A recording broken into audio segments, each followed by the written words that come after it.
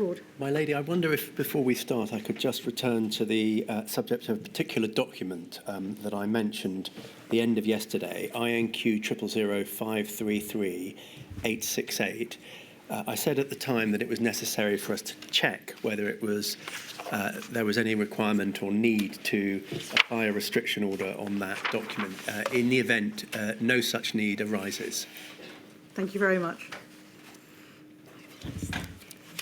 Our next witness, or our first witness today, is Dame Emily Lawson.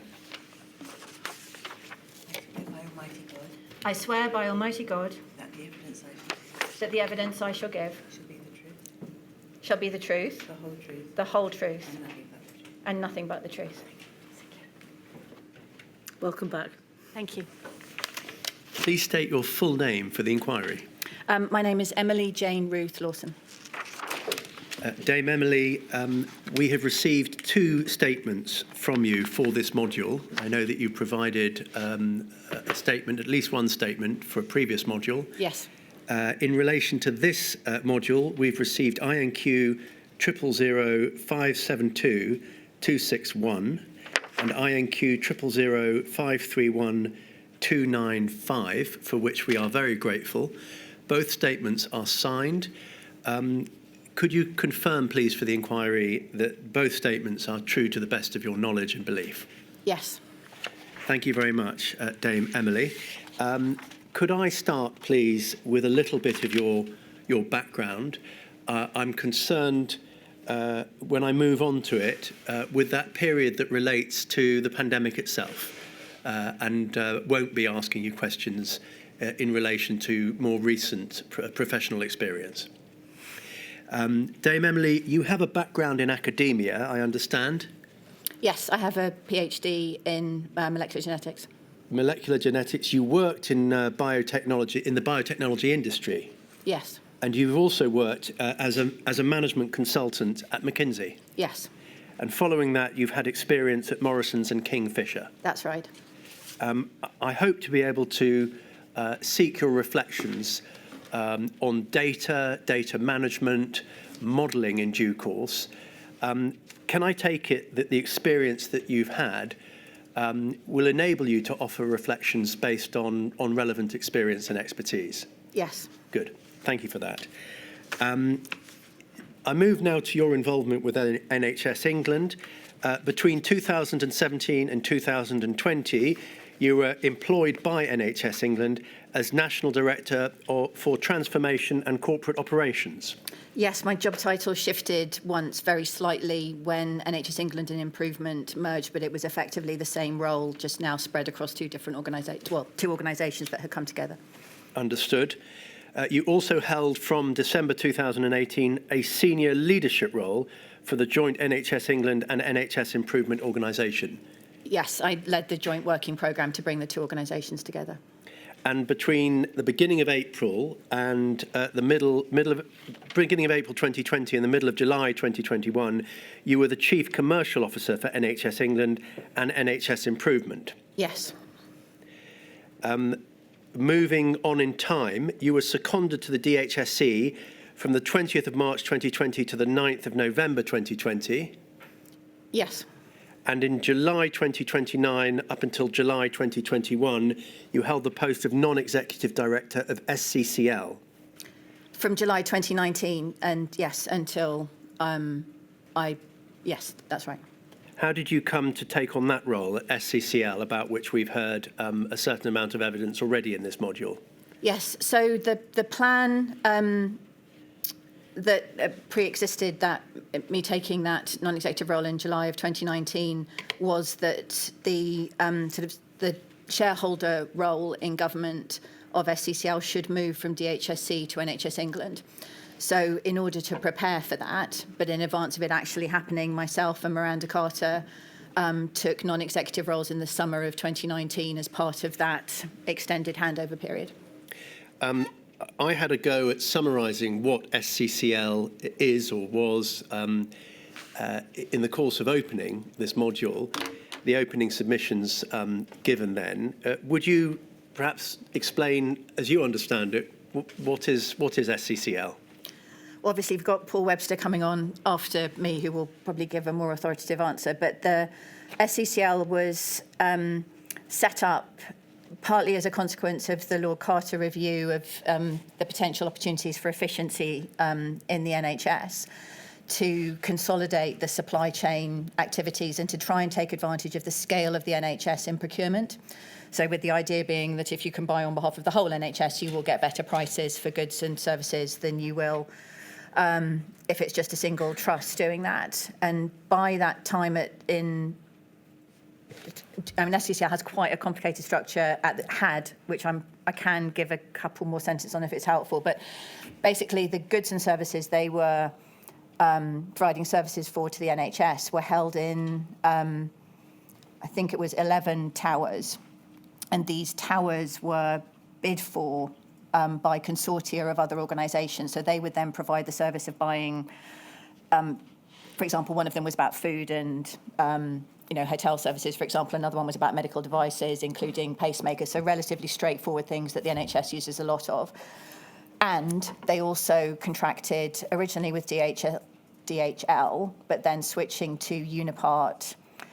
I'm afraid you'll have to ask Paul for the detail, but I think either in 2018 or 2019, they switched to Unipart, who ran the warehouses that then dispatched those goods and services into the NHS. We'll come on to that, and we certainly will be asking Mr. Webster for a little bit of detail on that. But during the pandemic, by way of summary, SCCL fell under the control of DHSC. It did, yes. Yeah.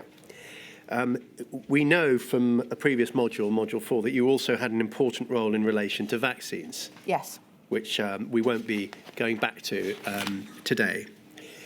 I want to ask now, just finally, you returned to number 10 in April 2022, up until September 2023, as head of the Prime Minister's delivery unit there. Yes. Yeah. Moving then to how you came to be involved in procurement during the pandemic, more specifically, let's start in early March of 2020. On the 10th of March, NHS England's chief executive asked you to investigate complaints from NHS trusts that their orders for PPE were not arriving on time. That's right, isn't it? Yes. And I think we can display our first document in relation to this. It's INQ 000533074 and page 2 of it, just to get a sense of the kinds of issues that were causing concern. We see there WMAS had placed an order for face masks. What is WMAS, please? West Midlands Ambulance Service. Thank you.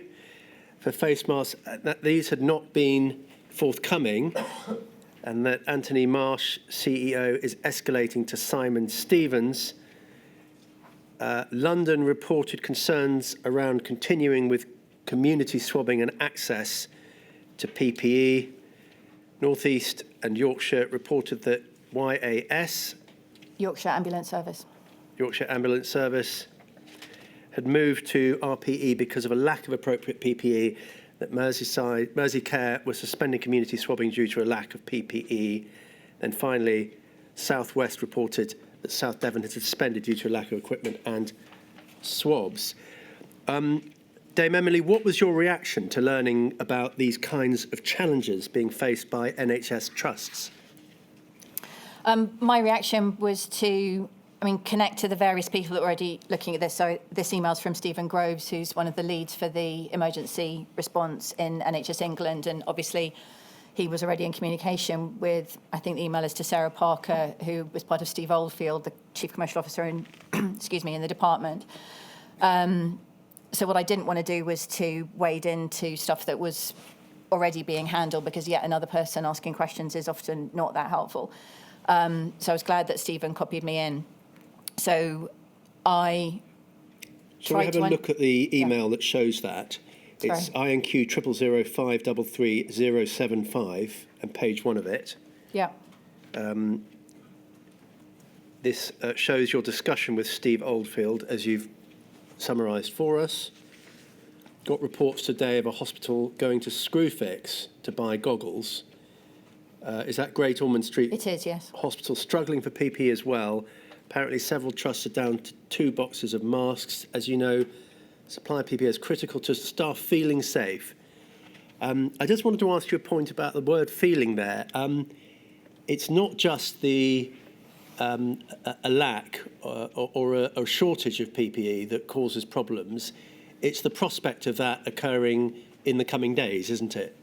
It is, yes. You know, it was a very worrying time. People could kind of see that the growth was coming, and particularly clinical leaders were getting emails and pictures from WhatsApps from Italy, which was already in a really challenging position. So just the emotion and the fear among staff was really high. And so if you can only see 2 boxes of masks, first of all, you don't feel safe. But secondly, it might cause you, for example, to not wear the mask for long enough because you're like, well, I might need it again tomorrow. And so you then potentially have people compromising themselves because they don't feel safe, not because the supply isn't actually there.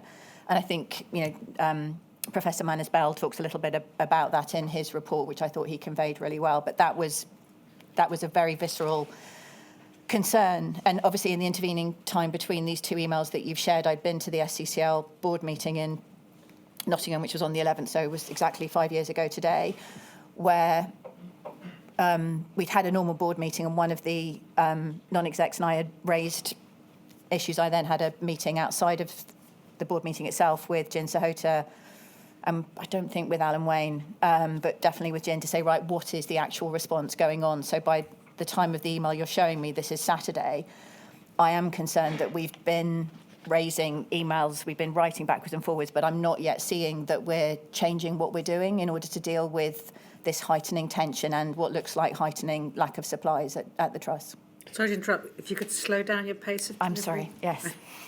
Thank you. I'll move on to the latter part of this email in a moment, but I pose a question about feeling safe because evidence has been given to the inquiry up until now about there being no national shortage, albeit that there were some issues about distribution to individual hospitals. I wanted to have your evidence on the feelings that resulted, even from the prospects of shortages in the coming hours or days, and you've given your answer Yes. to that question.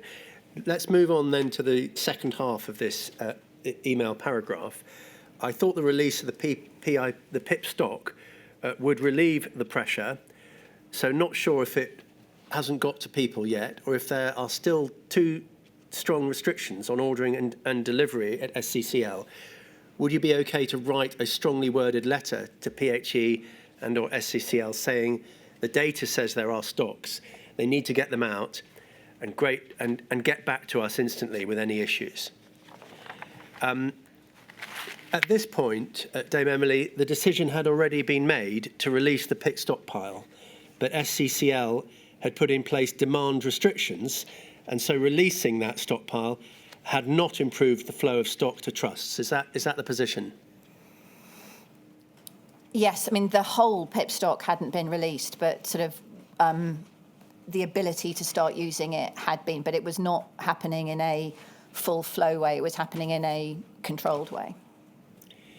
Well, when you say control, we'll move on in a moment to physical problems that were encountered in distribution. So that aspect of it, I suspect you wouldn't describe as controlled. Sorry, the physical aspect of distribution from Haydock into the SCCL Yes, the obstructions, the problems with getting stockpile PPE out of the warehousing. Yes, I mean, I'm happy to.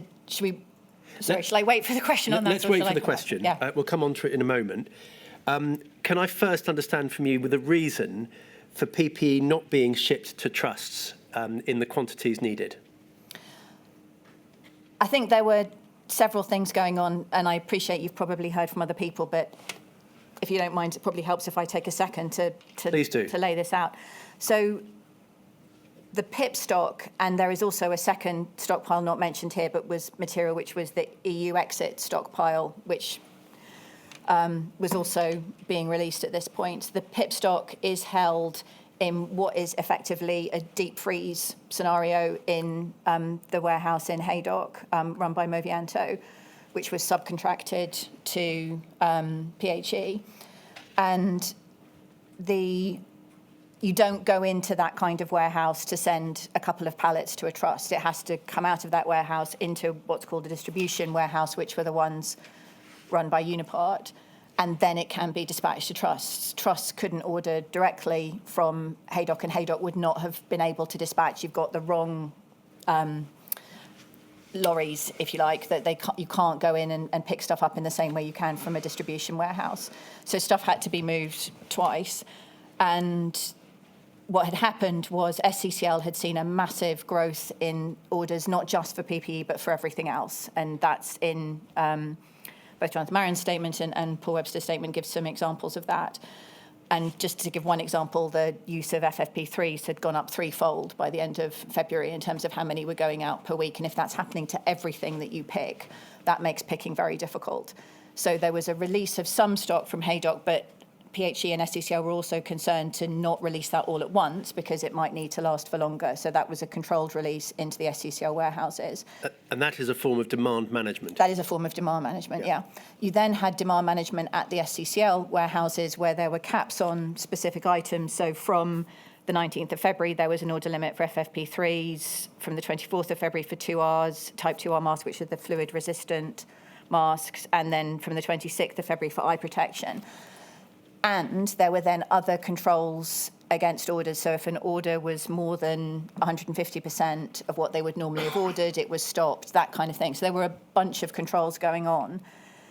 And what, of course, the system wasn't able to see is when was a trust genuinely over-ordering because they were nervous, they wanted to make sure they had the stock, and when did they actually need more because they were treating more patients or because there was a growth in demand. The system wasn't able to see that. So there were tensions kind of all through the supply chain, if you like. I assume that extremely helpful answer is one that you are able to provide the inquiry on the basis of what you have gleaned since that time. You were also anxious, quite rightly, to understand what the cause or the causes of the problems were at the time. And I want to just bring up onto the screen a document that shows you attempting to do that, and just ask you, to the extent that you've not already dealt with it in that answer, whether there were any other indications here of what lay behind the problems being encountered. It's INQ 000533 076, and it's pages 1 and 2. So this is actually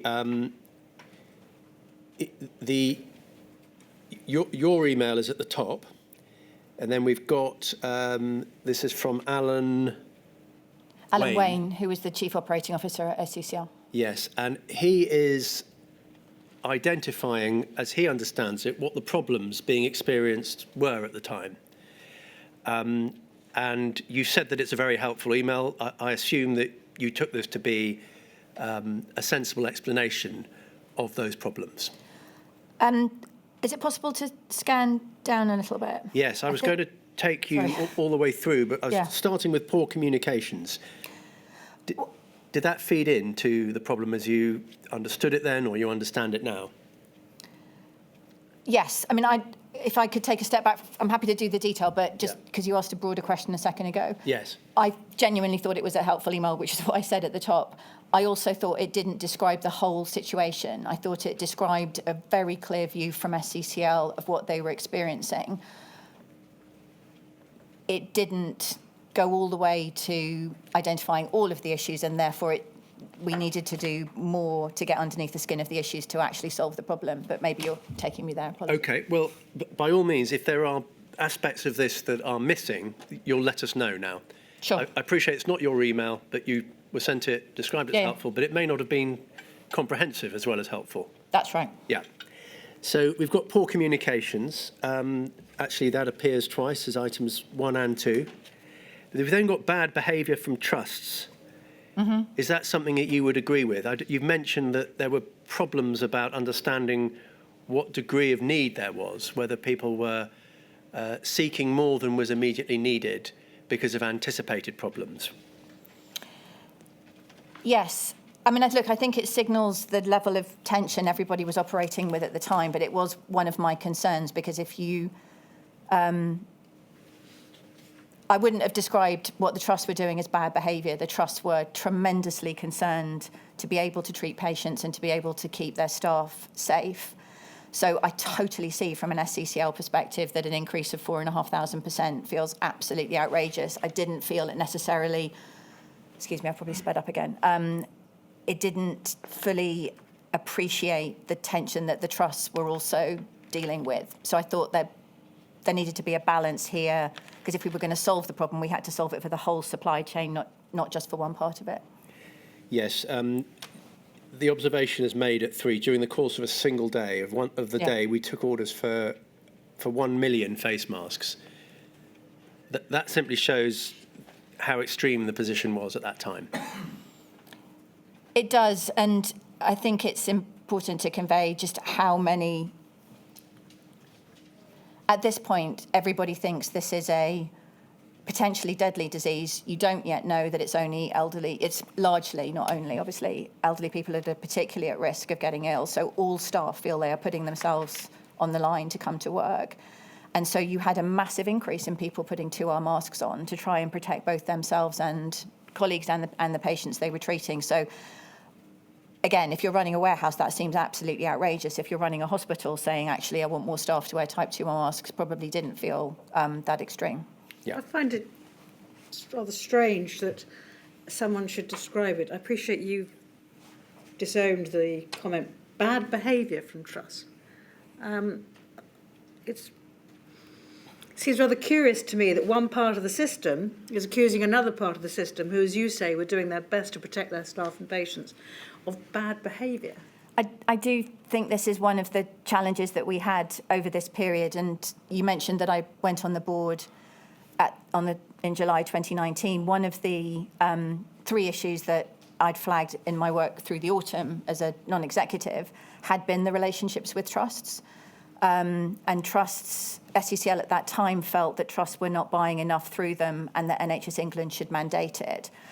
And I felt that before we mandated it, we needed to make sure the service was really working for trusts and that they thought they were getting what they needed. So I think this is indicative of the fact that actually trust SCCL relationships were very mixed and there was a way to go to improve them. And now you've suddenly put this massive tension on top and that's brought that out.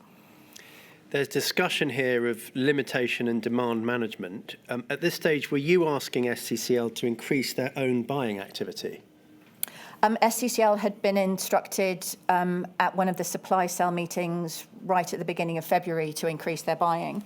So they had both, in fact, on the 31st of January, activated the just-in-time orders that were part of the PIP stockpile, and they had increased their own buying, I think, from the 7th or 8th of February. That's in the minutes of the supply cell, obviously wasn't part of it at the time. So they had already started buying more. As far as you knew, was SCCL following a policy of not acknowledging control measures? Or, in other words, not telling NHS trusts about demand control measures in an attempt to prevent panic buying? I'm not aware either way. Okay. Now, let's see what unless there's anything else you wanted to remark upon with this email. No, that's fine. Yeah. Let's go to a part of your witness evidence. It's INQ 000531295 and page 9, paragraph 38. And we can see here you stating, I was concerned that SCCL was not anticipating, was not planning for, and had only partial information on future stocks of the amounts of PPE that would be required. My concerns relating to SCCL were confirmed after I had discussions with the CEO, chair of SCCL, on a follow-up call. What specifically made you worried that this was the case? Well, it's partly the email that we've just reviewed, but it was also multiple conversations with Jin Sahota, who was the CEO, and Jim Spittle, who was the chair, over the period. I mean, I send an email on the Saturday night. Alan responds on the Sunday night. We've clearly spoken on the Sunday morning. I speak to Jin on Monday the 16th. I check back in with Steve Elford and say, I'm not sure this is enough. And then we do a joint call together, Jim Spittle, Jin Sahota, and both Steve and I think on the 18th. I'm very good on days of the week, less good on dates in my extremely detailed memory of what happened 5 years ago. And the answers often came back like Alan's email. Those answers are not wrong, but they are also putting the onus of the problem onto Truss, as opposed to the fact that clearly the distribution system is starting to fail. And at this point, the thing that I found most difficult is SCCL could not tell me how much additional they'd bought. I knew they had placed additional orders, but they couldn't tell me how much. And they also had already flagged to the supply chain cell, they didn't know when these orders would arrive. So we might have increased buying, but we didn't know when it would come. So I didn't feel like I was getting sufficient traction from SCCL that gave me confidence that collectively we were going to solve this problem. These issues came to your attention in March of 2020, is that right? This paragraph relates specifically to those calls between the Alan email on the Sunday night and the conversation Steve Oldfield and I have, I think, on the Wednesday the 18th. Which I think takes us to March 2020. This is all in March. It's all in March 2020. This is March the 18th. You were the Chief Commercial Officer at NHS England and a non-executive director at SCCL, weren't you? I had been appointed Chief Commercial Officer. I formally didn't take up the role till the 1st of April 2020. Is that why we perhaps detect a degree of distance within your statement between yourself and the failings identified? The question is, if you were a non-executive director at SCCL since July of 2019, i.e. 6 months earlier, ought you not to have been aware of this sooner than March of 2020? So my role on the SCCL board from July, obviously there was no pandemic thought of in July of 2019, was focused on the safe transfer of SCCL to NHS England, which was planned for sometime in 2019, probably the 1st of October, and Miranda and I authored a paper to say we didn't think it was ready. And it was then proposed to transfer on the 1st of April 2020. Obviously, that didn't happen either.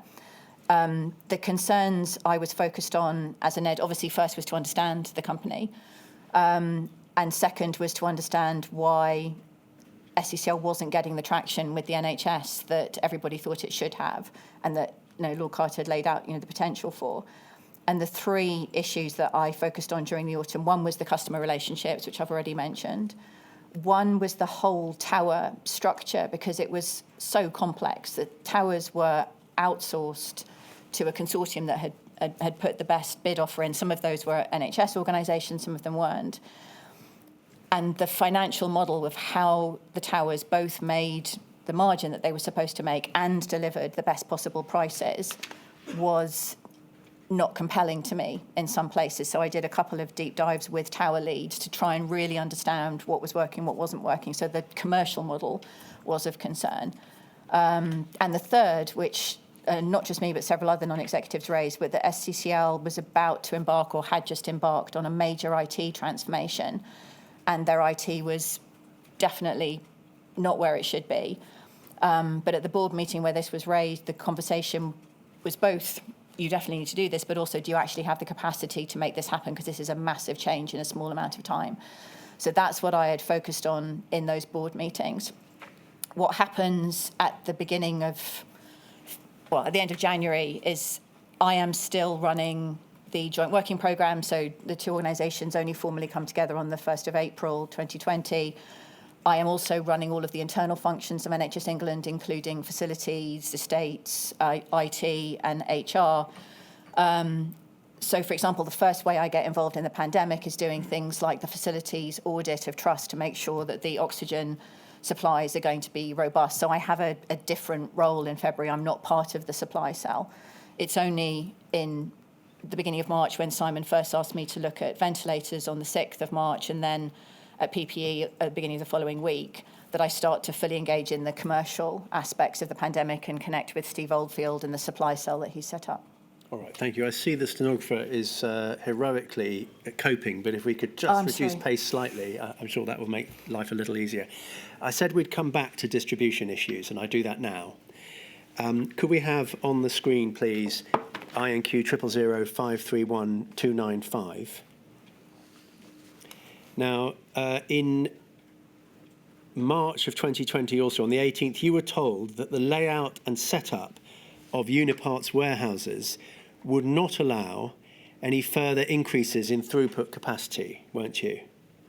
And this is the part here. Gareth and I called the CEO of Unipart. Yes. Although Unipart had already upscaled staffing in their logistics centre, this was insufficient to meet the throughput required to meet the needs of NHS trusts. Unipart took on board the concerns raised on the call, went away to carry out research on what would be possible. The next day, 18th of March, they informed us that the layout and setup of their warehouses would not allow any further increases in throughput and capacity. It was becoming very clear that the existing arrangements for procuring and distributing PPE would not be sufficient to satisfy demand. What was the problem with the layout of these warehouses? So it's not a problem in peacetime, but all supply chains and warehouses, as again Professor Manasbell lays out in his report, have been leaned out over the last 20 years to deal with just-in-time supply. So they don't hold... Leaned out? The concept of just-in-time, so you only have as much as you need for a very short period, which means the warehouses don't need to be very big because you can always rely on more stock coming from either a deep freeze type warehouse like Haydock or from overseas. So on average, again, I think it'd be SCCL will have a more accurate number, but SCCL warehouses would hold about 3 weeks of stock of items that moved relatively fast, like PPE.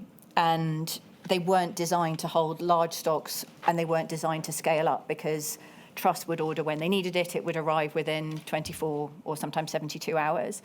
So there just fundamentally wasn't the capacity in those warehouses to stretch. They weren't sitting there with large amounts of space empty. Was it just a feature of the size of the warehouses, or was it, as we see in this paragraph, a problem about the layout, a problem about the doors that open and close at a warehouse? I think the doors problem was one of the issues at Haydock, that they couldn't, that it opened onto a particular platform with which only certain lorries could come out. I don't remember a particular issue with the doors at Unipart, but the conversation, Unipart had already doubled their staffing in the week before, and that's, I remember John saying that to Gareth on this call, and he said, look, we've already doubled, and Gareth said, look, it's going to need to be 8 times next week, and he said, right, okay, let me think about that.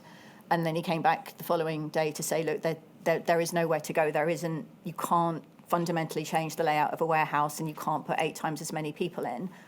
Sorry, I realise I keep speeding up. Because you just can't physically fit the people and sorry, I don't have the technical language, but the pickups, etc. They won't be able to get round the warehouse. So there was nowhere to go in the existing system. We'd maxed it out. But you're right that Professor John Manasbell deals with just-in-time contracts. We heard some evidence about just-in-time contracts and the problems that they experienced in a global pandemic last week also. Given that the PIP stockpile was designed to be used in an emergency, what would need to change in order that stockpile could be used? What was available for quick use at scale if necessary? You mean in March 2020 or now? Looking forward. Looking forward. Extracting lessons. Thank you.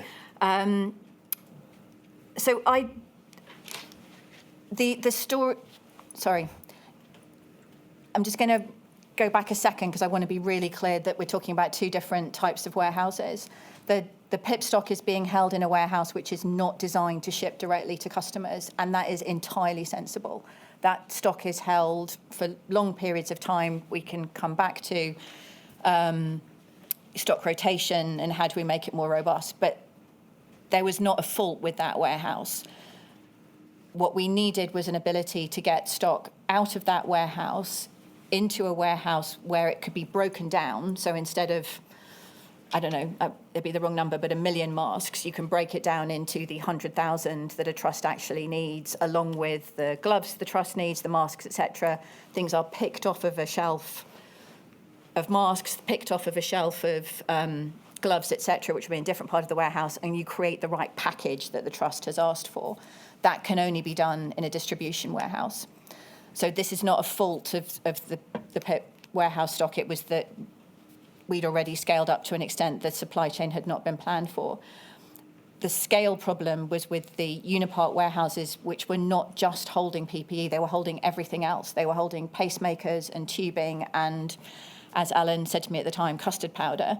And all hospitals needed other things. They didn't just need PPE. So it was apparent to me on the 18th, when I got that call back from Unipart, that the answer could not be in scaling the existing system further. We had to put new dedicated capacity into the into the distribution chain.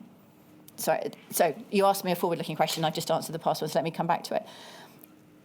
For the future, again, this is where I think SCCL's got some brilliant plans that it would be helpful to ask them about. But the ability to scale the distribution next time is built into the forward planning of SCCL through a combination of call-off contracts where you can agree that you will now contract with a new warehouse, with a new set of truck drivers, etc., to build out the supply chain very quickly. So they've planned for that in the way that they are running things now. All right. Given the problems that were being experienced back in March 2020, you made a request for military aid for civil authorities, didn't you? A MACA request. I did, yes. Brigadier Philip Prosser, who's now a Major General, was assigned to assist. Yes. We'll come back to Brigadier Prosser in a few moments, and we will hear from him directly in week 4 of the hearings in this module. I want to now turn to distribution to social care, more specifically. For social care, rather than being given free supplies like an NHS trust would get, the system was PIP stock being released to wholesalers who then sold into the social care market. We gather that from your witness statement, paragraph 153E. Is that what was happening? Yes, there had already been one release to the social care providers, I think the previous week before I got involved. I did just want to pick up something in your question. Trusts were not getting free PPE at this point. They were ordering PPE, which they would have to pay for. The taking the costs out of the system came later. So did it come at the same time for NHS trusts and for social care? I don't think so, no, but I don't have that detail in my head, I'm afraid. I'm happy to get back to you on that. Do you think that NHS trusts got it for free before social care did? Or do you not know? I don't think they got the same quantity of supply, but there was a drop of PPE to local resilience fora again the first week of March. Again, it's before I got involved. That wouldn't have been charged for. So social care was able to get PPE from a range of places, including the usual wholesalers and through the local resilience fora. The reason for my question, you say at paragraph 153E, same paragraph, that this proved insufficient, and so social care were later set up to access supplies via the new distribution system. They were, yes. From which I inferred, perhaps incorrectly, that there had already been such an arrangement with NHS trusts. Is that not the case? I'm going to remind yourself of your 153E. Yeah, I'm just looking at it now.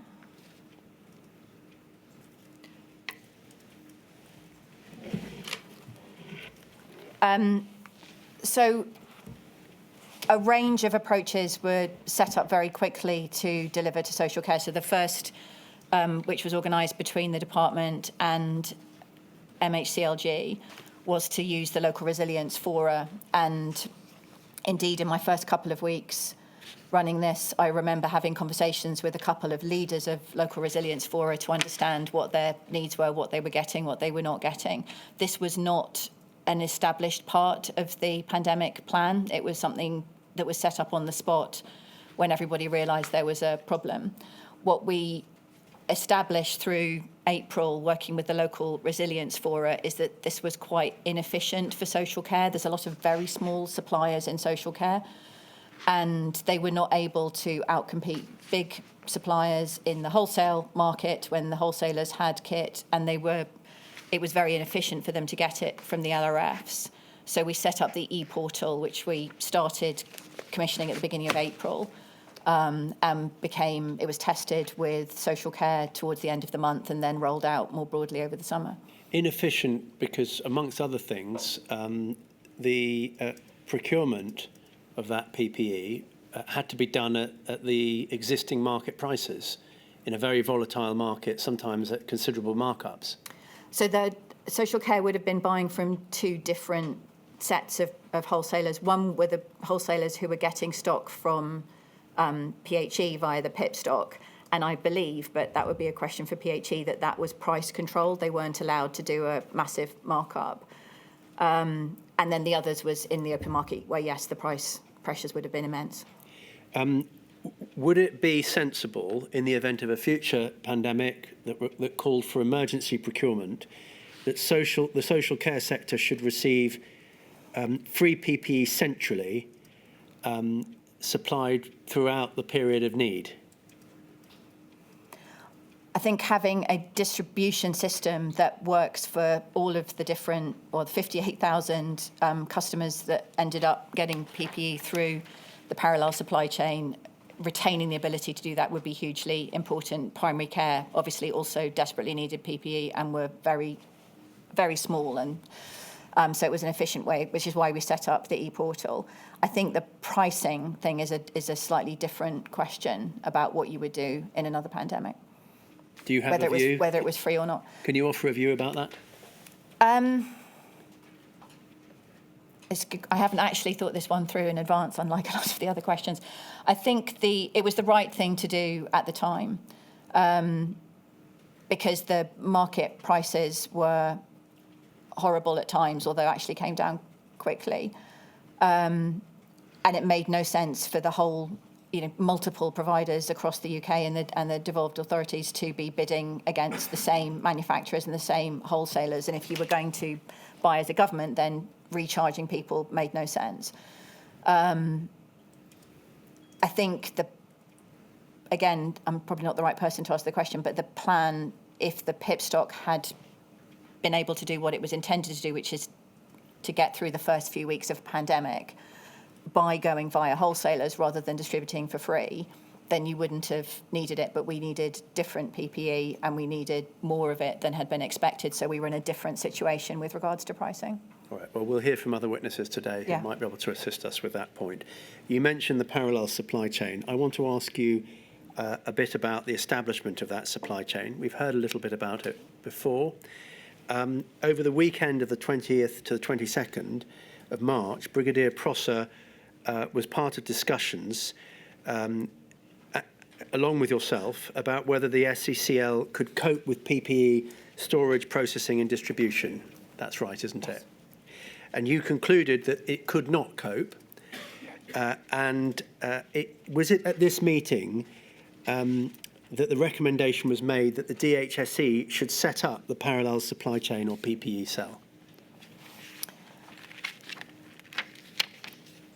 There were actually, sorry, we'll get back to the question, but just to set the scene, there were... Do you want to give an answer to the question and then set the scene?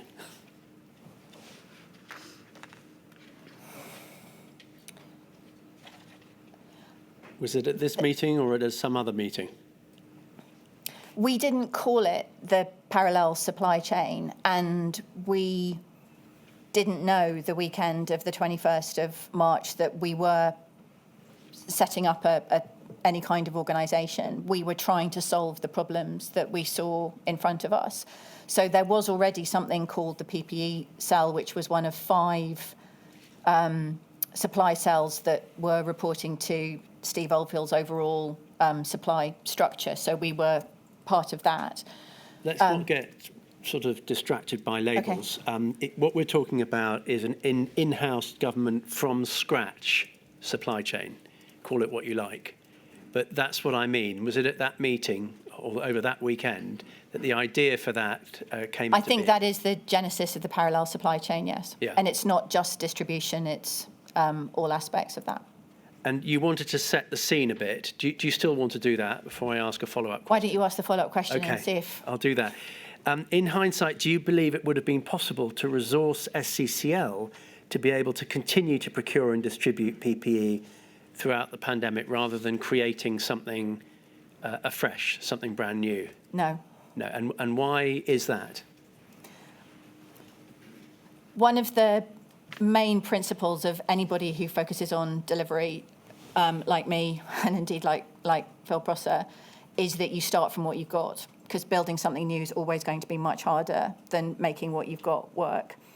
And I felt, before Phil arrived, and Phil then absolutely took his team through it, specifically on distribution, and we can come back to buying, that we had reached the limits and in fact gone beyond the limits of the existing system, and there were different challenges for the different things that SCCL was doing. So we've covered in great detail the fact that we had maxed out the warehouse and shipping capability of Unipart that was running the distribution on behalf of SCCL and the NHS.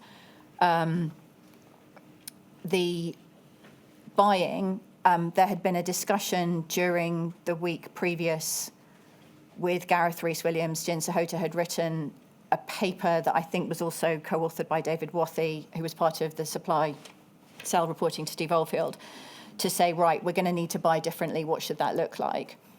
And the proposal that I became aware of that weekend was that SCCL would continue to buy from their existing suppliers, which made total sense. They were set up on their system. But because they couldn't easily add new suppliers to their system, and because there were real concerns about the contractual basis on which SCCL operated, we needed, if we were going to buy from new suppliers, to set them up separately. So that was what, in Jin Sahota's paper, he called them Wave 2 suppliers. So that morning of Saturday, the 21st of March, I set up 4 teams. The first was downstairs on the second floor of Skipton House, was Phil Prosser, the Army, SCCL, I think partly on the phone, working through, can you do anything else to the distribution chain, or are you going to need to do something different? In one room on the 6th floor with me, you had some of Gareth's additional commercial, members of the commercial team, looking at all of the offers that had come in and saying, how do we start to catalogue and triage and build a system to track those. In another room, you had Melinda Johnson from the department, Priya Bailey from NHS England, and a consultant from Beringa looking at our process and trying the current SCCL process and seeing if we could streamline it, because it was considered to be very overly complex. So how could we run something that was robust and smoother?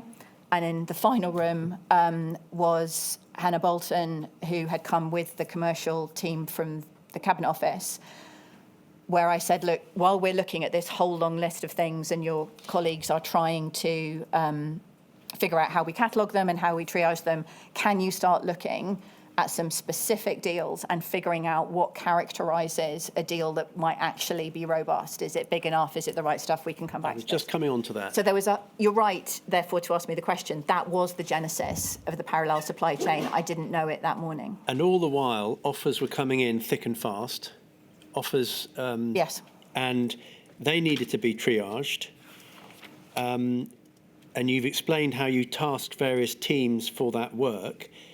You say in your statement that there was an urgent need for some form of prioritisation and tracking of those offers. Yes. Yeah. Now, you said that with your experience of modelling, data management, you might be able to offer reflections on how that could be done or could be optimised. Do you, with the benefit of hindsight, have any reflections on how that task could have been done or perhaps should in the future be done in a more efficient way than occurred during the pandemic? Sorry, could you just do the beginning of the question again? Yes.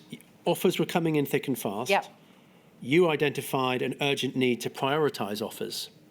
Yes. We've heard quite a lot of evidence now about the high priority lane, about alternative models, the rapid response team, the web form portal.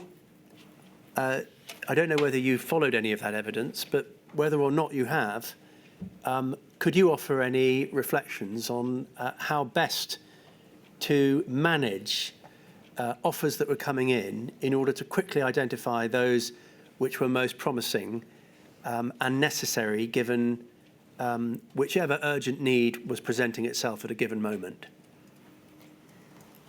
Yes. So I think it's very difficult to answer the question, sorry, because there's a what could we have done differently on March the 21st, 2020, and there's a what would we all do now? They're not the same answer. I can have a go at both if that's helpful. I was asking you the latter. I mean, Okay. let's just complete the story. This urgent need gave rise eventually to the VIP or high priority lane, did it not? I think there were multiple things happening at the same time. I'm not sure it's a straight line. I'm happy to explain what I mean by that. I suppose the question is this: did the urgent need to prioritise that you identify in your statement result directly or indirectly in the creation of the high priority lane? So there were two things that we desperately needed to do. The first was to triage offers and find the ones that were actually real, technically qualified and deliverable. The second was to get back to people and to run a professional operation, because that was essential to confidence of ministers, but more importantly, confidence of the public and confidence of staff to show up at work every day. So we needed to do both of those things. What I asked Hannah to do on the 21st was to do the first one. Hannah Bolton. Hannah Bolton, yes. And this is triage, procurement focused rather than expectation management focused. Yeah. Yeah. And there is another exhibit in my EP that I imagine you might just come to, which indicates that because both of those needs were true, and Hannah was an individual person, and so rather than going to a mailbox, you could email Hannah, that very quickly got overwhelmed with people also wanting responses. I saw some of that because I'm copied on that email from Matt Hancock's private office. What I wasn't aware of, didn't see, was that eventually I think those two things, we have to get back to people because it is fundamentally unprofessional not to, and we have to get some of these deals done in a safe, financially and technically robust way, I think in retrospect became elided in what eventually became the HPL. I don't know whether we could have predicted that on the 21st of March. Do you know whose idea the HPL was? Its genesis? I don't. I'm not even sure it would ever have been one person's idea. I think we had no playbook. Nobody had ever done this before. Nobody had expected this to happen. And so we needed to build something that worked and then fix it in flight, which we started to do. I commissioned a review of our processes and governance already by the 13th of April, about 15th of April. So the Cabinet Office team took massive responsibility immediately for sorting out the additional buying. And in fact, within a week, they also took over the PPE elements from SCCL because it had got too much for SCCL to continue to run separately. And that was the right decision. And so I think it was a bunch of pragmatic, again, this is retrospect because I didn't see it happening. I was doing about 8 million other things every day, and the Cabinet Office team was brilliantly owning this as far as I was concerned. I can see in retrospect that these things got put together in the group that Max Cairnduff is asked to lead sometime around the beginning of April. But I didn't see that happening, and I'm not sure anybody else did. Let's return to the question I asked a moment ago. I think we've covered enough of the story and your involvement Sure. in it. As you know, as most people will know now, the HPL proved to be controversial. Yeah. In some ways counterproductive, in the sense that part of the reason, as you explained, for its creation was to manage expectations and maintain public trust thereby. Yes? In the event, it, to some degree, resulted in a loss of public trust, as you know. Yes? Later and for different reasons, but yes. Later and for different reasons. Yeah. I mean, in the initial But definitely, yes. weeks or even months of its operation, it may not even have been known to be operating by the public. Yeah. So I return to my question, whether by reference to your experience in data management, modelling or otherwise, can you assist the inquiry with any reflections on how a system might have been set up or could in the future be set up that might prove more effective at maintaining public trust and effective in the efficient procurement of essential medical equipment? Yeah, I have to say I'm not an expert on customer relationship management or CRM systems. I think that's what we needed, but I'm happy to give you my view. When you asked if I had expertise in data and modelling, I thought more of the numbers, but we can come back to that. What we needed was a proper CRM system that allowed you to put a deal in quickly, which could have been dropped in from a web form, that had contact information, and that then anybody of the 100 people that might have needed to look at it could drop in at any time, see the last time that was contacted, what was happening with it, where in the production process it was, if it needed support from technical assurance, and we didn't have that. What team 2, I think in my description earlier, so the Cabinet Office team that was looking at all of these offers did on Saturday the 21st, was to think about whether an Excel database would be an answer or whether they should go for something more complex. They decided, and I wasn't in the room when this happened, they told me about it later, to install the Mendix system, which came from Salesforce, and that then didn't end up coming to fruition, and we switched later in the spring to Atomis, which was a government approach that already existed. I don't know why Mendix was the chosen solution. If Mendix had been able to be implemented quickly, that might have been absolutely brilliant, but it wasn't. So for those first critical couple of weeks at the end of March and beginning of April, my understanding is everything was being done in Excel databases, which is not designed for that purpose. So the first answer to your question is I wouldn't start from here, because if the SCCL database had been extendable, flexible, and usable by other people, we wouldn't have needed to build the additional supply cell in the first place, the buying bit. But equally, if we had needed to build it, we'd have all been looking at the same, well, not me, I wasn't doing it, but the buy people would have been looking at the same information.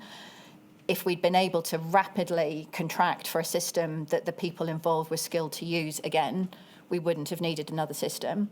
And if we'd had 5 years of further development of artificial intelligence and large language models, you might have been able to quickly write an algorithm that would have been able to do at least some of the screening.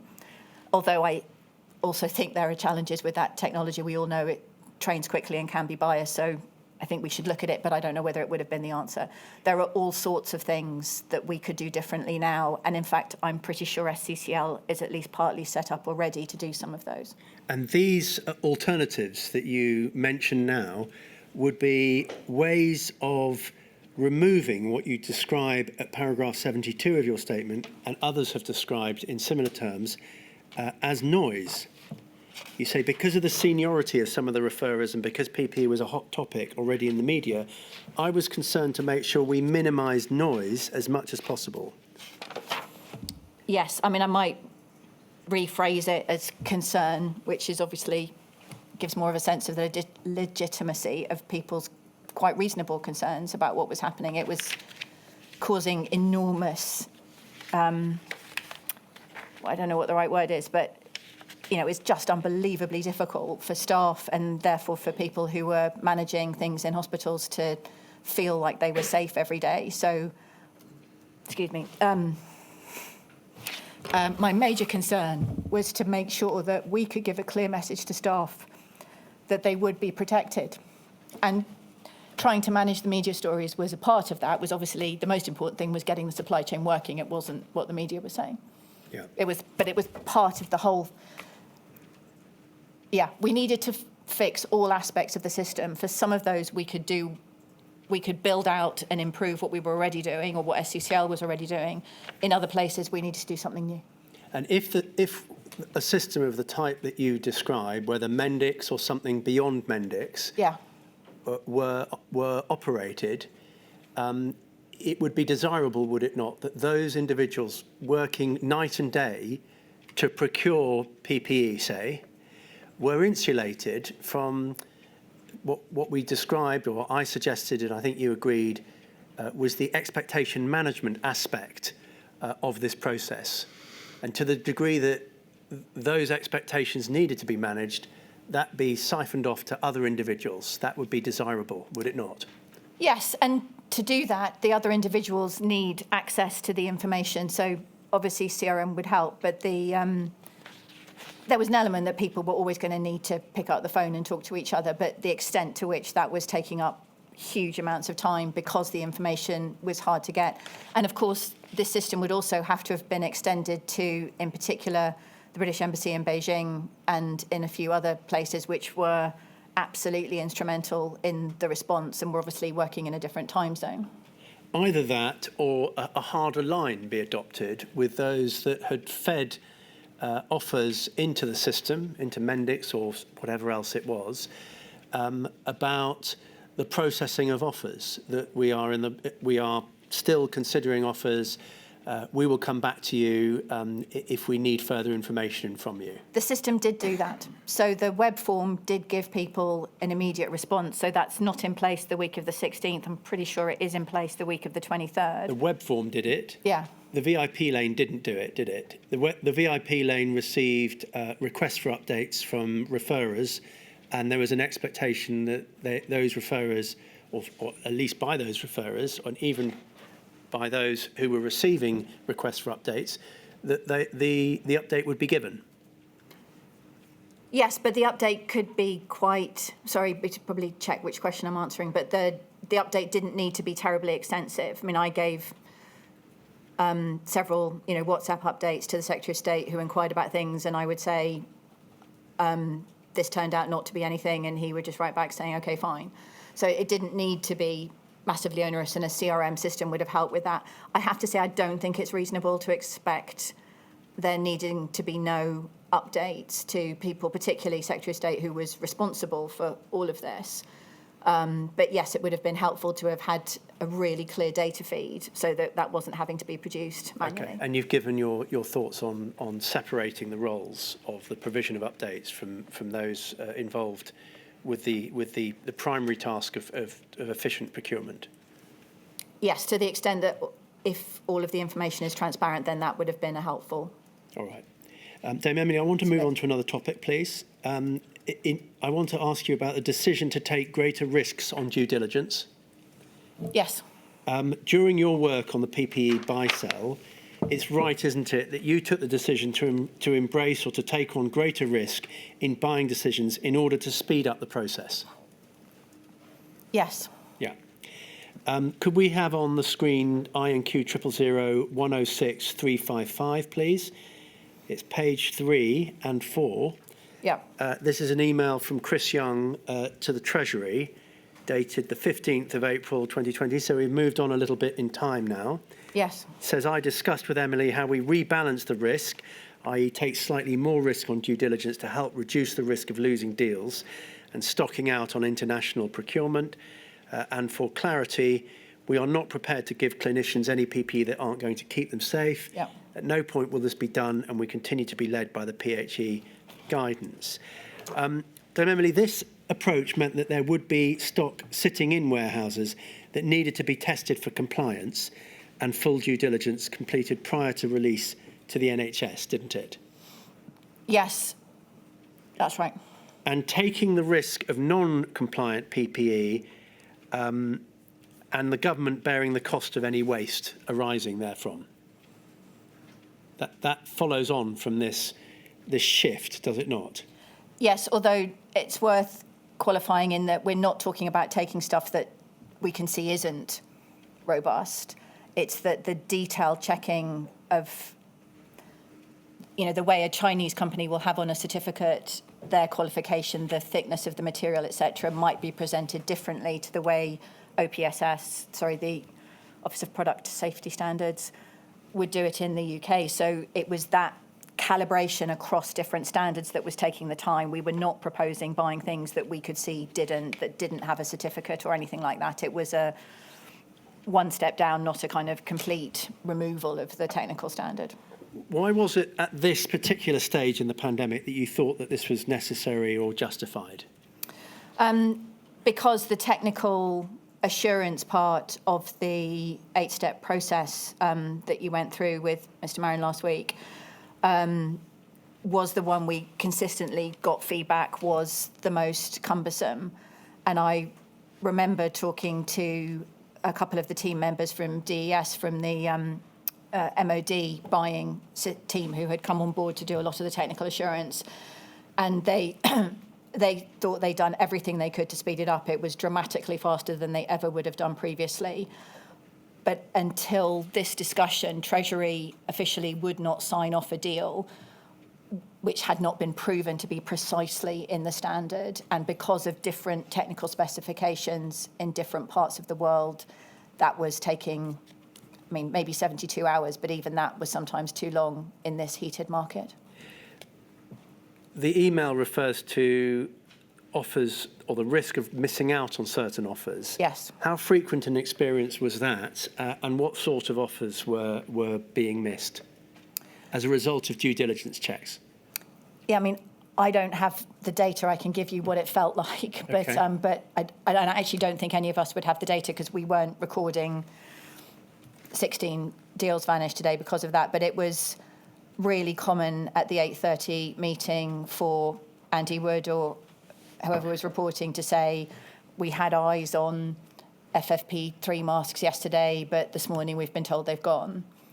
The challenge in answering the question as as accurately as I would like to is that sometimes that meant that deal was fake and it hadn't existed anyway, because it vanished when we started asking for certificates or video evidence of the kit. And sometimes it definitely was that somebody else had bought it. And later on, for example, I found out one of those deals had been because a London hospital had bought the relevant product. So we had a conversation about that. But it was for anything that was in short supply, which at this point was particularly gowns. But I was increasingly concerned about type 2R masks, which we weren't officially short of because the PIP stock had loads, I think 156 million. But we were using them so fast, I could see we were about to have a problem with them. And what we were wanting to buy was what the rest of the world also wanted to buy. Did this approach to buying contribute to large stocks of excess PPE? No, I don't believe so. There was a limited amount of waste. I don't think it can be tracked back to this policy. What we really wanted to do was to put boots on the ground, as Phil said at the time, to inspect in China. And we did do, the British Embassy did do some of that, but they didn't have the capacity to do it for every manufacturer we were dealing with. So we thought the right answer was to buy and bring it into the country, because remember, at this point, we had no feeling that we were ever going to have an excess of PPE. We were desperately short of pretty much everything. And so we were buying what we needed in order to make sure staff would remain safe, not just, of course, for this COVID wave, but for the wave we knew would come in the autumn. So, Emily, when you say there was a limited amount of waste, are you talking broadly the amount of excess PPE that was procured? I'm talking about specifically goods that were not fit for purpose.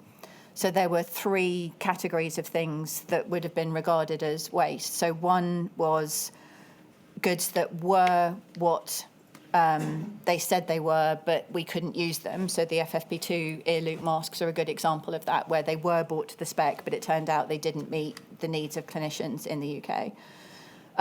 The second were goods that weren't what they said, that we had bought the right thing, but what arrived was not that, where we could claim back on the contracts and say you didn't supply us with the right thing. Sometimes that was a mistake. Sometimes that was because the factory hadn't produced the right quality. And the third category of waste is stuff we bought and didn't need. So there are different criteria for that. Yes, and my question was, of course, directed at the third of those, because I asked you about large stocks of excess PPE, not defective PPE. Okay.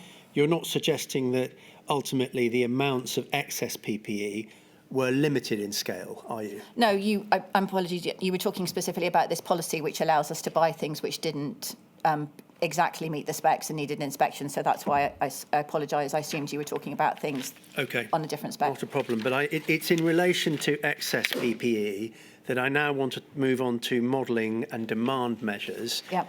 My lady, I don't know if that's a convenient moment to break. Certainly, I shall return at 11:30. All right.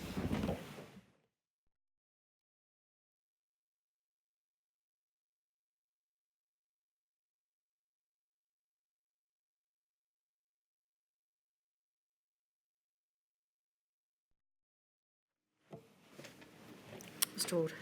Lady.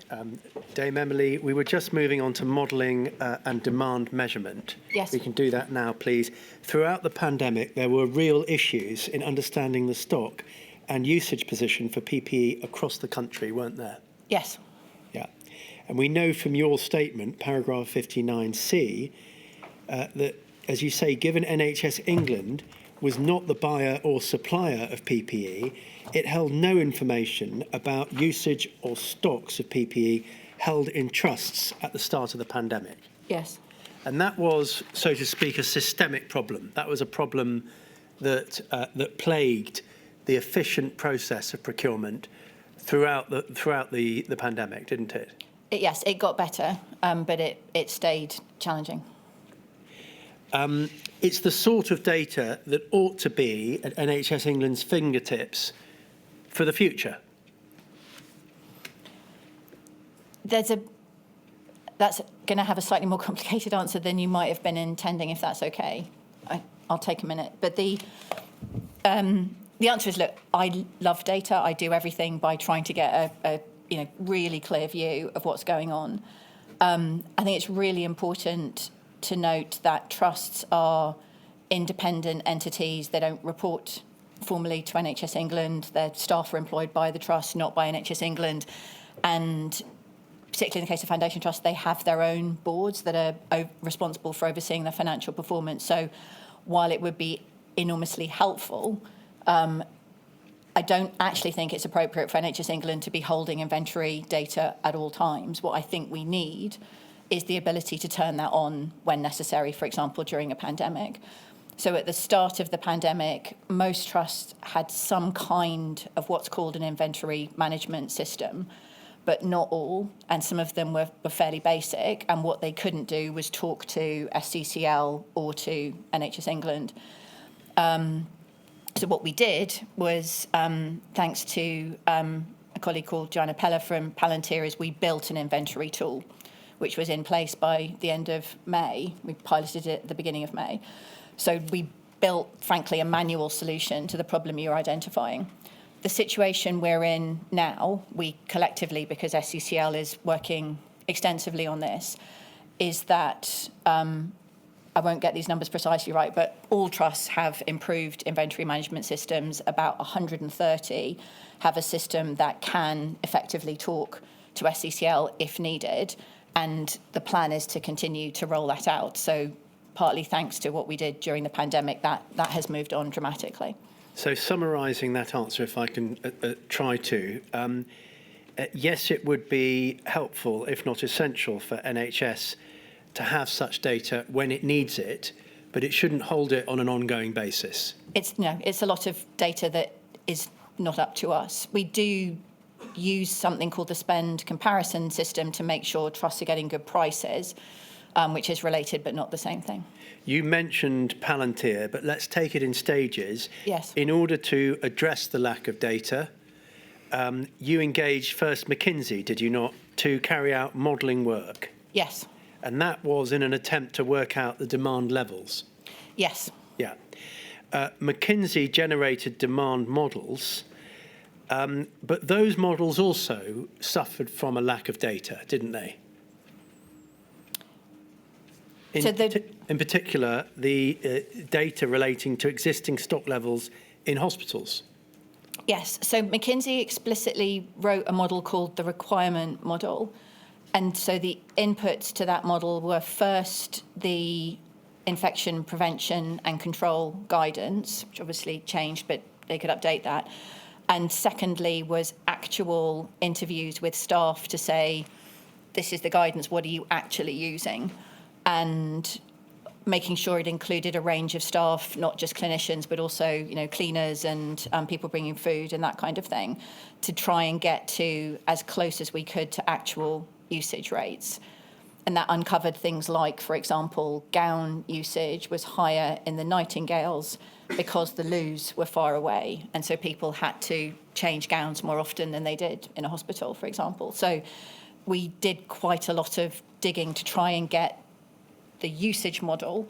But as you've said, what that didn't say was how much inventory you had in the trust to start off with. So Which is quite an important starting point in this exercise. The thing I definitely will carry with me for the rest of my life is that if you can't see all the parts of a supply chain, you're in a very challenging position trying to predict total numbers.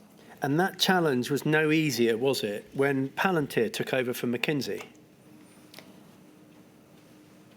In terms of seeing the whole length of the supply chain, no, because we continue to have a challenge on the far left-hand side, thinking of Professor Manus Bell's model, which is we couldn't see what was coming into the country. We had no data on what would arrive when. That problem wasn't fixed until July. Why did Palantir take over from McKinsey? So Palantir were providing support in a range of other areas. So Joanna Pella had already built the ventilator allocation tool, which was allowing us to connect case data, hospital information, and ventilator stocks information to make sure we were sending oxygen equipment to the right place. And McKinsey had done the modelling. By the way, they didn't just do it for trust. They did that first. They then extended it to social care, primary care, etc. So it became quite comprehensive. But that model used as a critical input the reasonable worst case scenarios that came via NHS England's modelers, the Imperial model and the Oxford model. And what Palantir is particularly brilliant at is connecting lots of different models and making them work together in an effective way. That's the particular strength of what they do. So it was appropriate to use that connection to try and add all these data sources together to get to a clearer picture. They used the reasonable worst case scenario figures on infection rates and the IPC guidance. Yes, the IPC guidance was, may I just do three categories because I think it would help. There are three main components of our modelling. The first is the requirements model, and I can come back to the different components of that. We've talked about some of them. The second is the reasonable worst case scenario, which also had a whole range of inputs which changed over time. And the third was the risk level of deals not happening, goods not happening at all, arriving late or arriving wrong. And in April and May, as I said, we had no sight, so we were trying to track this based on an army, what we call the Tiger team, literally calling round suppliers to try and figure out the likelihood that something was going to arrive. By June, we were using the data of what actually had arrived to get to more accurate estimates of that. So there were three components of the modelling. In all of them, there was an element of pessimism, and I'm happy to expand on that. Well, I think not, probably, Okay. in the interest of time. I would like just move to this. When did you, Dame Emily, first become aware that the UK was on course to have in stock significantly more PPE than it would need for the pandemic response? So there are, again, more than one component to it, but I'll give you Well, let's start with a date. there are different dates, but what happened in June was we started to have a higher success rate of things actually arriving. And the Uniserve system that would give us the end-to-end view of the whole supply chain, so the stuff in shipping, was put in for the most critical categories quickly. It wasn't fully operational till the end of July. And so the third component, so the risk level, suddenly dropped because we could actually see what was coming. So starting on the 16th of June, over the next 12 days, we stopped all new buy on all of the PPE items because we could see that we had what we had committed to the Prime Minister, which was enough for current burn rates and to create a 4-month stockpile, because what was clear from the reasonable worst case scenario, and it actually got worse from June, was that the autumn wave was potentially worse. So we didn't only anticipate a growth in cases, but also further supply chain disruption as we went into the winter. But as a matter of fact, most of the PPE that was procured had already been bought by July of 2020. What, June, when we stopped buying new? Yes. Yes.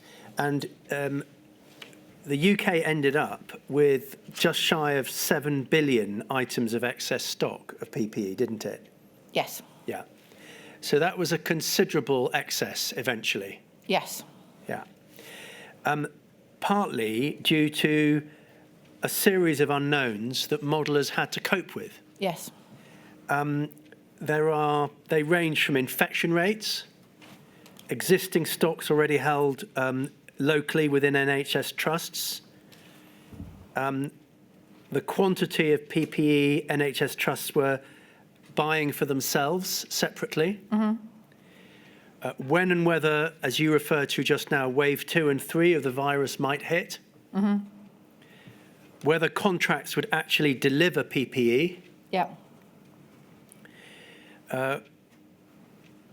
Probably for the transcript, if you say yes, Oh, I'm rather sorry. than that would just be Apologies. helpful. Whether contracts would in fact deliver, there was of course a risk that suppliers themselves would simply not be able to provide the PPE that had been promised. Yes.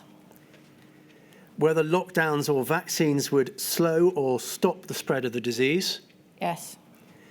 Whether IPC guidance would change and require different levels of PPE in different settings. Yes. And whether procurement need might increase to embrace the care sector as well as the NHS. Yes. Anything missing from that list of Yes. unknowns? A couple of things. Yes, thanks. So one, it feeds into the buying bit, but we had really until probably, certainly in June, we had little understanding of how good UK Make would turn out to be.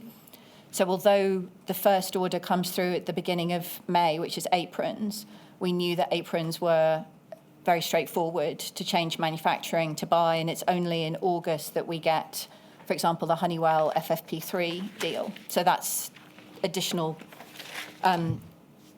benefit of UK Make. The second thing that I don't think was on your list was item complexity. So to start off with, the model only looked, for example, at all FFP3s as a class. What we came to understand, particularly in May, was that actually there was a whole range of FFP3 models that we needed to supply in order to meet the needs of staff, and we did a piece of work I won't dive into to look at that.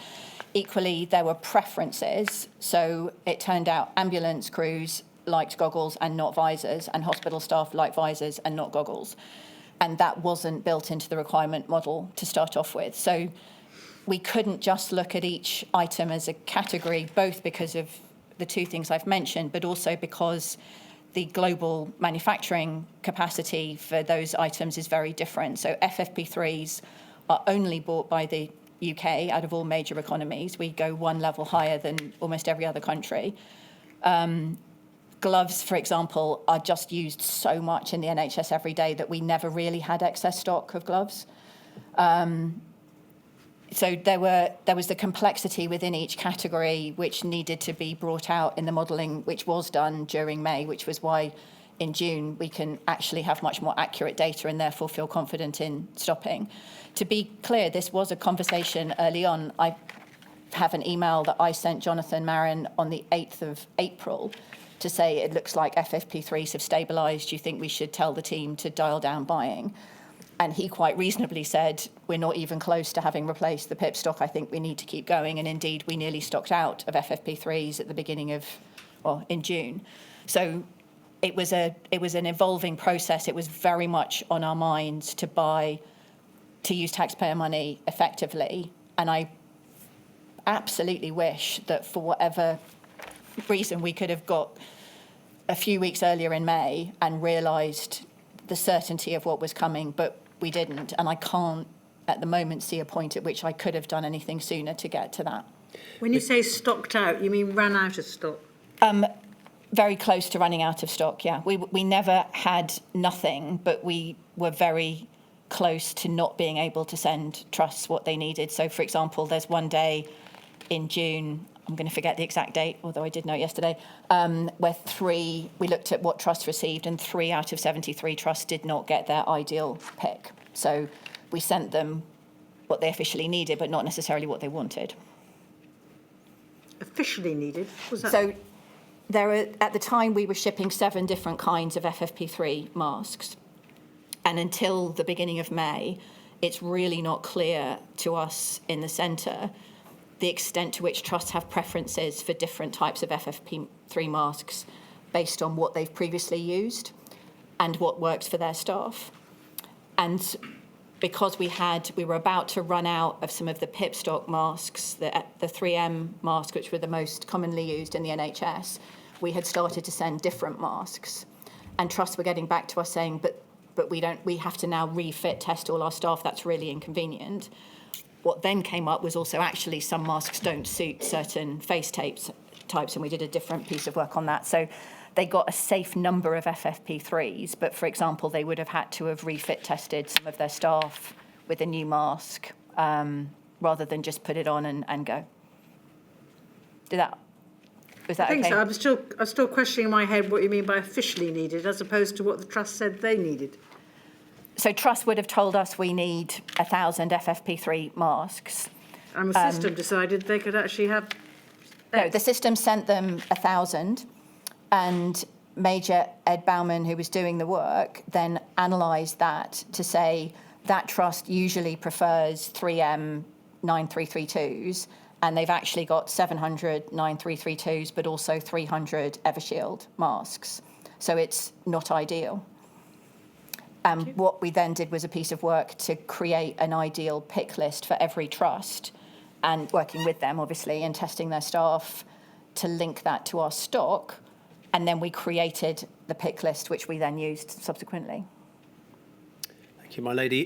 Dame Emily, just to finish off, quite a long list then of unknowns. Yes. McKinsey passed on their numbers to Officio, whom you mentioned a few moments ago. I don't think I did, but yes, I but beg they your were pardon. part of the team, yeah. They helped to create buying targets within the buy team in the PPE Yes. cell.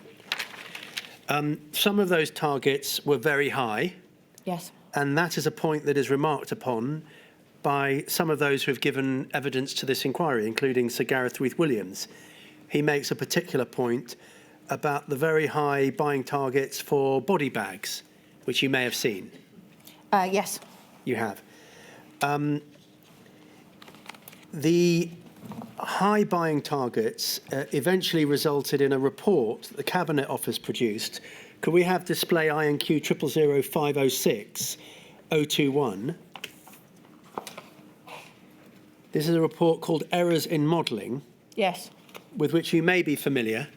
I was shown it last night. I was not in the PPE cell at the time this was produced. It's not a document that you produced, but could we look at page first 2 and then 6 and 7? So at page 2, we have, let's take the third item in this flowchart, projection, guessing at losses from non-performance and late delivery. Much of this was guesswork, wasn't it? Yes, I think it's not shown on this slide, but if you zoom in, it says that, it's on page 5. It says Yes. figures from the 1st of June 2020. So yes, at that time, we were using the Tiger team from the military team to call round suppliers and shipping companies to try and understand whether something was en route, whether it would arrive at its date. We did not have that data. Shall we go back to the first page so that we Yeah. can be clear on the date? 29th of January 2021. This paper's produced then, but the slide that they're showing, it says on page 5 is figures from the 1st of June 2020. So, Let's go to 5 then. yeah. So this is the point at which the team did not have the information. Yeah. A pack produced on the 1st of January 2021, the Uniserv system would have been in there and they would have known what was coming. Let's look at page 6 now. And if we can just zoom in on the... There we are. Yeah. You see those sort of egg shapes in the penultimate column, revised scenario PPE position after all additional opportunities. And that indicates the degree of surplus. That's the requirement, not the surplus. Oh, sorry, the revised scenario encircled in red, yes, apologies. Yeah.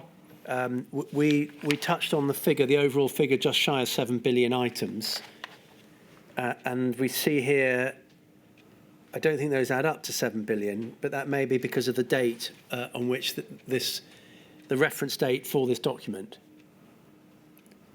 In any event, there was a very considerable amount of excess PPE procured, wasn't there? Yes, this chart doesn't show that, though. I agree with your point that excess PPE was procured. This was used to see, were we meeting what the Prime Minister had set as the target, which was enough for current usage and the 4-month stockpile.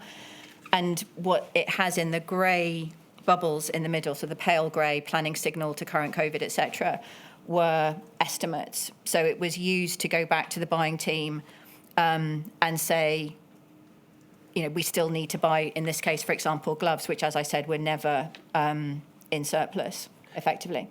Just while we're on this slide, actual demand signal is projected for 90 days ahead, while we were buying at 150 days ahead. Yes. Any reason for that discrepancy in timelines? Yes, because you've got two different pressures there. 150 days is the sort of commercial good sense. You want to buy manufacturing direct contracts, and in order to get the right deal, you'll give them some surety of future supply. So that's quite a common thing to do. 150 days is a bit less than 6 months, isn't it? So that's a reasonable thing to do particularly in a challenging market, would have enabled us to get a better price. I think it would be a good question to put to, much properly expert modelers. But if we think about the extent to which the Imperial model, the Oxford model, were able to even give us accurate numbers 90 days ahead, they would not have wanted to project to 150 days. There's so many more variables coming in. You'd have had such a wide range, it wouldn't have given us any guidance. So you've got the tension of predictive modelling, and you've got then the commercial reality of what you have to do to buy things. But that, I understand your answer in relation to the commercial realities, but that 150-day timeline creates a real risk of over-procurement, doesn't it?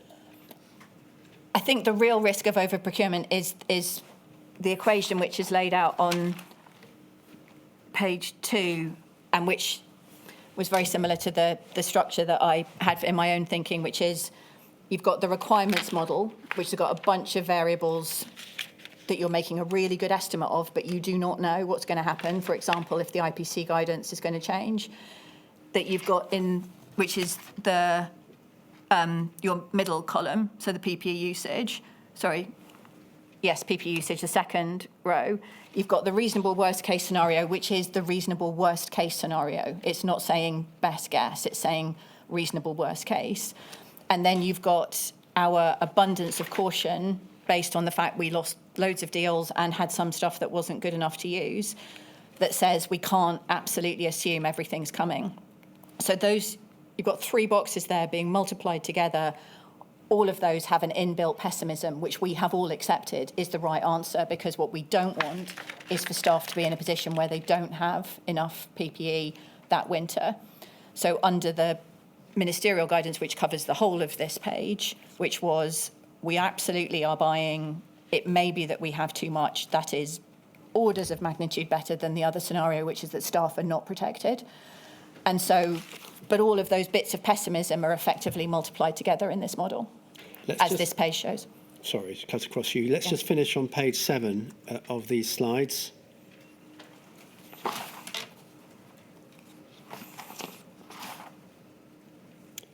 And you may have picked up from Professor John Manners-Bell's evidence, the whiplash effect. Uncertainties in estimates multiply up, giving a much bigger error bar for operational activity. Duration of confidence of estimate may be much shorter than lead times of activity. We've touched on that just now. Limited ability to feed back actual data and correct forecast. All of these things were playing against efficient procurement, by which I mean procuring the right amount rather than excess procurement. Yes. Yeah. All right, let's move then, finally, before I invite any reflections or recommendations, and then move to one last topic. Could we have displayed up INQ 000536 417, pages 13 and 14? It's a statement from Palantir, and it identifies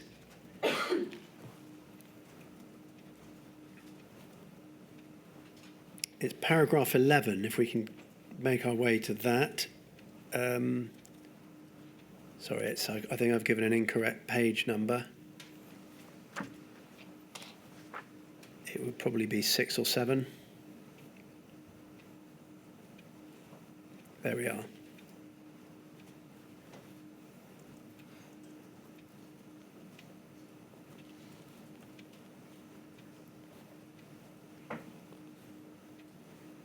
And the next paragraph. Well, I'll paraphrase. Palantir have told us in their statement that they observed a number of weaknesses. Fragmented data is one. Yeah. You'd agree that that is a weakness. It was, yes. Or was. Low technology penetration. Yeah. Due to years of underinvestment in technology meant many critical processes were still analogue or manual. You'd agree with that? Yes. Lack of interoperability between systems, i.e. disparate systems belong to a multitude of different organisations. And then fragmented or unauditable information governance. You'd agree with all of that? Just on the last one, it would help if I could see it, but Yeah. I think it was... There we are. Sorry. So we've got, it must be page 7. Fragmented data is the first. Got it, yeah. Yes, got it. It's E that you just mentioned. It's E. Yeah. Yes, thank you. I agree with that analysis. So whilst inviting you to reflect on and offer any reflections, recommendations for how these systems of data management might be improved, are there any that you would add to this list?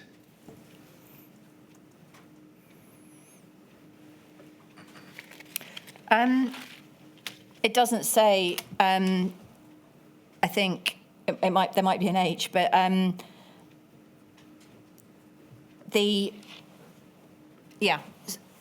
so it relates to, so look, I agree with all of those. I think, which might be your next question, we are in a much better place on almost all of that, and I'm happy to talk a bit about that. I think there is another piece which is about expertise, and I think it's expertise in 3 places. One is the comfort level of NHS staff in a whole range of roles to actually use the data in data systems, so there's not much point putting in a system people are not going to use. And that was indeed one of the things that slightly delayed our inventory tool between the 4th of May and the 27th of May, because there was a concern about whether it was too much for trusts, for example. So actually making sure people are comfortable to use the data systems is critical. The second is the expertise that we're never going to have inside the NHS. It doesn't make any sort of technical sense to have it, which is people who can do all this extraordinary engineering, like Palantir and others. And then the third is the extraordinary expertise of data analysts and scientists that we had in NHS England and the department and in trusts, who were absolutely flat out. And so we were using absolutely everybody who did have the expertise across a whole range of pressures, and we didn't have the ability to scale that other than by using consultants. Why, Dame Emily, do you say that we are in a better place? Is this because of changes that have been put in place? Yes. Since... So, sorry, I cut across you. No, please. We learned a lot in the pandemic in a huge range of ways that I won't start to try and detail, but one of them was this extraordinary power of actually being able to use data to make decisions that we previously hadn't had. So we do now have, or SCSL can talk about this, they are close to having that end-to-end view of the supply chain on an everyday basis, not just in an emergency. But the Federated Data Platform Programme, which grew out of what we learned working with Palantir in the pandemic, is completely changing the way that we use NHS data, because in my role as Chief Operating Officer, I can sit down in the morning and immediately see both the whole country performance yesterday on ambulance times, and I can dive down to look at what's happening at an individual trust. And that is because we've started to join up these fragmented data systems, building capability as we go. We're not there yet, but we are fundamentally in a different position. And it's acknowledging everybody has systems that do things that they like and that they're comfortable with. And what we're not necessarily doing is replacing them. We're giving connection so that one bit of data isn't used in isolation. And that's incredibly powerful. Finally, Dame Emily, as part of your work with DHSE, were issues regarding the need for PPE that properly fitted an ethnically and religiously diverse workforce brought to your attention? Yes. Did the NHS Confederation contact you in May 2020, raising specific concerns about appropriately sized masks and gowns available to female and BAME staff in particular? Yes. And what was your response? So that was the 26th of May, I think you said. I just said May 2020. It might be the 26th. Sorry, I know I looked at it. I might be confusing other dates. So on the 12th of May, Major Ed Bauman raised at one of our daily meetings that we were now getting really helpful, specific feedback from trusts that said, as I was just explaining to my lady earlier, the combination of masks we were sending to trusts did not meet their needs. That it was not flagged that was about ethnicity or gender. It's just they didn't fit. Well, first of all, that fit testing was a productivity challenge. If you had to keep fit testing people, it used a lot of time. But secondly, that the right combination of masks wasn't necessarily coming. So Ed and a team, including Liam Hawken from the East of England, who's a nurse, Amanda Lyons from the South East, who was a strategy director, worked with a range of trusts to try and get under the skin of this problem and say which masks were the problem. Was it that the mask itself was a problem, or that we weren't good at fit testing it? And came back, as I mentioned earlier, with basically a spec for what did each of the trusts we were supplying need in terms of FFP3s.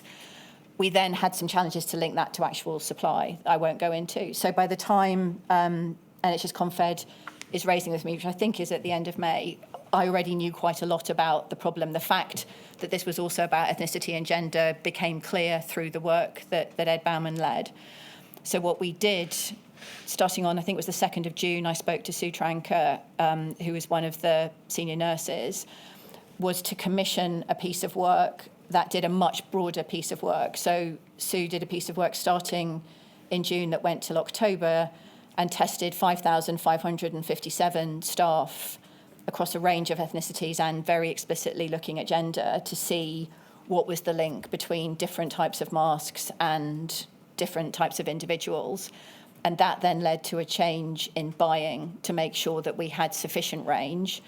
And in June 22, to the addition in your electronic staff record of what mask fits you and therefore should be purchased for you. When you say sufficient range, was the availability of relevant data a problem in this context as well?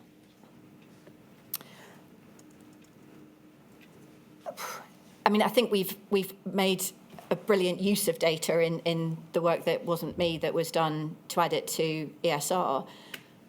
The data, yes, in that we didn't know. Sorry, let me take a step back. Apologies, because I feel like it's frustrating when I do this, but The question is aimed at this. Did you and others have sufficient data on the makeup of the frontline workforce in terms of gender, ethnicity, to be able to make decisions on PPE that fit properly? no, that was not the issue. So, Did it have sufficient data then? Was that available? no, that's not the issue. Okay. At the start of the pandemic, FFP3s would previously have only been used by a tiny minority of staff. It's very, very few people use them. They're very specialist bits of equipment. You suddenly expand that. So our first problem is loads more people. You just need loads more FFP3s. We bought everything we could buy in end of March and April of FFP3s, along with everything else. So data would not have made a difference to what we did at the start of the pandemic. And the issue that's reported to us from Truss is not that it's ethnicity and gender that's the problem, it's that fit testing is a pain. And it's only by investigating that we find that actually there are some masks that fit some different people more or less well. It's much more related to individual face shape than it is to everything else. It isn't just FFP3s, by the way. There was also really well publicised in April by Cristina Criado Perez, the fact that women were having to wear gowns that were much too big for them. That was the same issue. We were buying what we could buy. As soon as we had a choice, we started buying much more of a range. And then, as I said, trying to understand what each hospital needed and getting it to them. So if data wasn't the issue, how would it be possible to make sure that from the very beginning there was a sufficient range, as you put it, of PPE to fit everyone that needed it? Going forward, first of all, we now know which masks fit any staff member who's been tested. Secondly, we would need to have the right range of PPE in the PIP stock, which is supposed to, manage those first few weeks of a future pandemic. And each hospital needs to be aware of what the right mix is for their staff. And as you've said, the data, the understanding of the ethnicity and gender of the workforce is built into SCCL's purchasing decisions now. Mr. Kelly, from whom we'll hear later today, in his statement says that discusses a project that gathered evidence from over 5,000 participants to inform PPE improvements. Yes. How did that project specifically address the needs, if you know, and feedback of ethnic minority healthcare workers? And what impact did this have on subsequent PPE procurement strategies?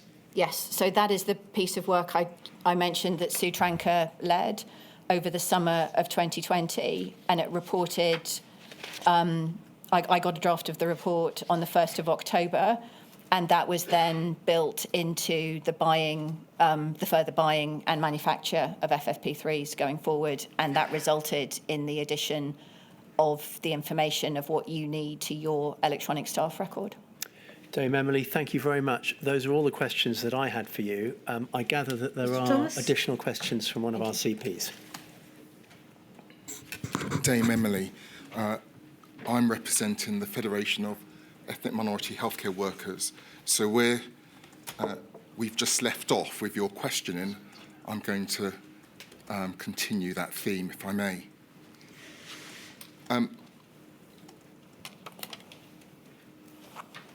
Oversight of the procurement and distribution of PPE was crucial during this period. We can agree on that. Yes.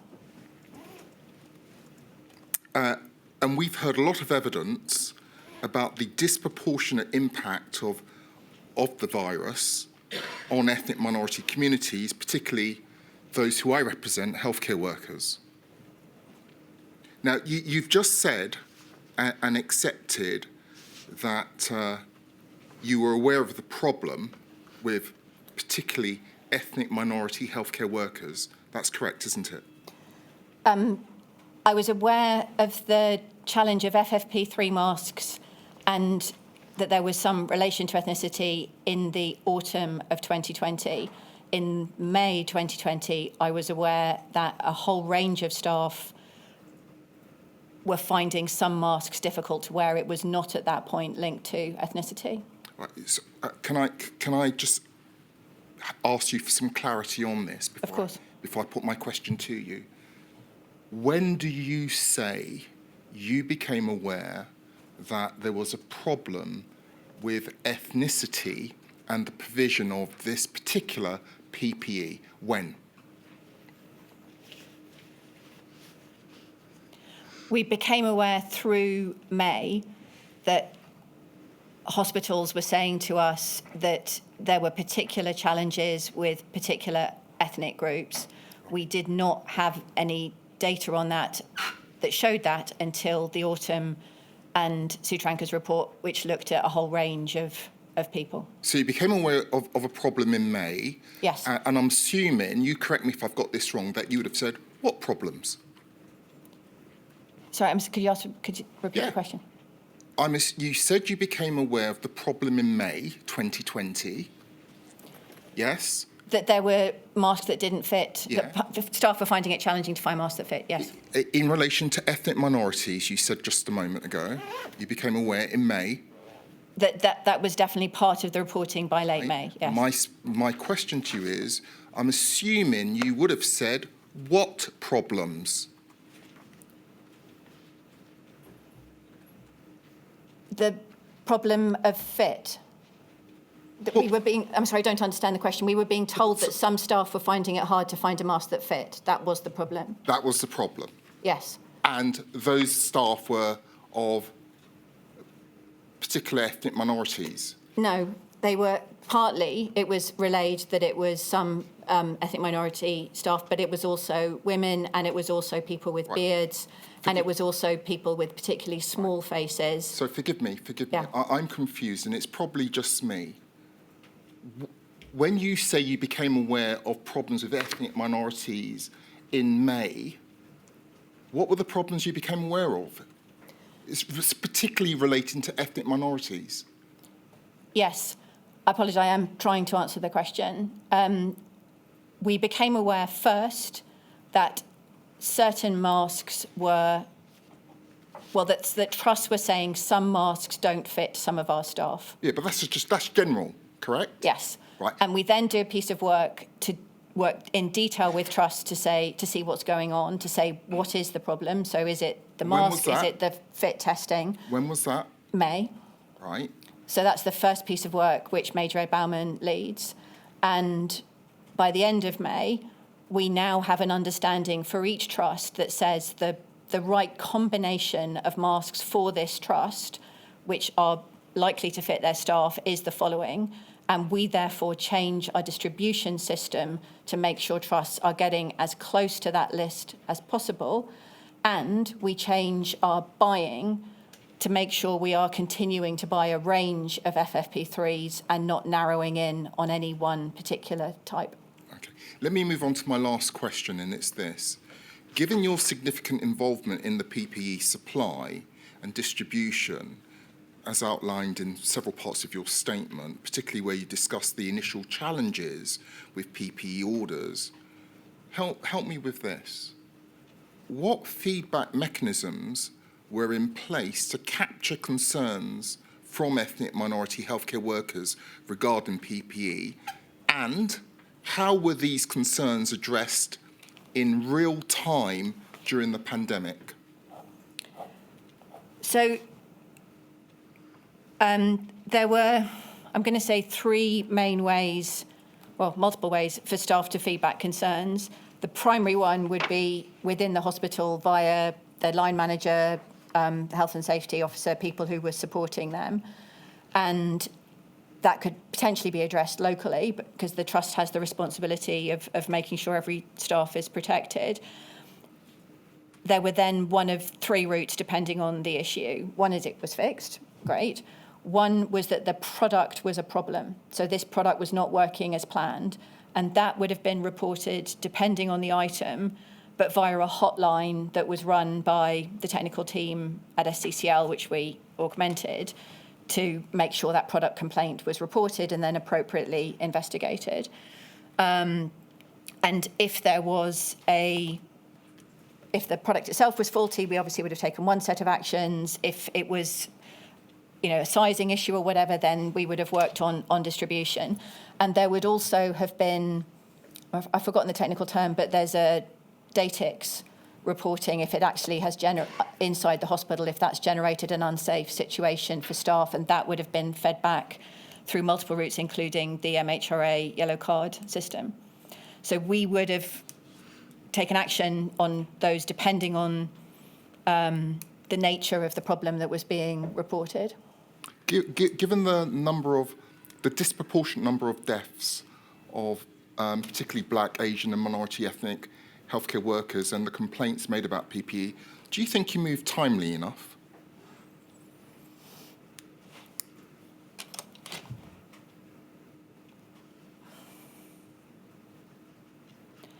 I think there is no operational process in the world that can't be made better. So I'm never going to say that everything was perfect because demonstrably we built at speed and we then worked to make it better.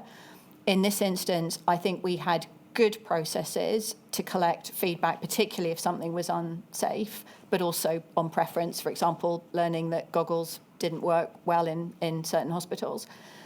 What we didn't have in March, April, and quite a lot of May and June for some items, particularly FFP3s, was any ability to do anything other than buy what was available in the market and make sure it was safe when it arrived. So we responded by making sure we had the stock.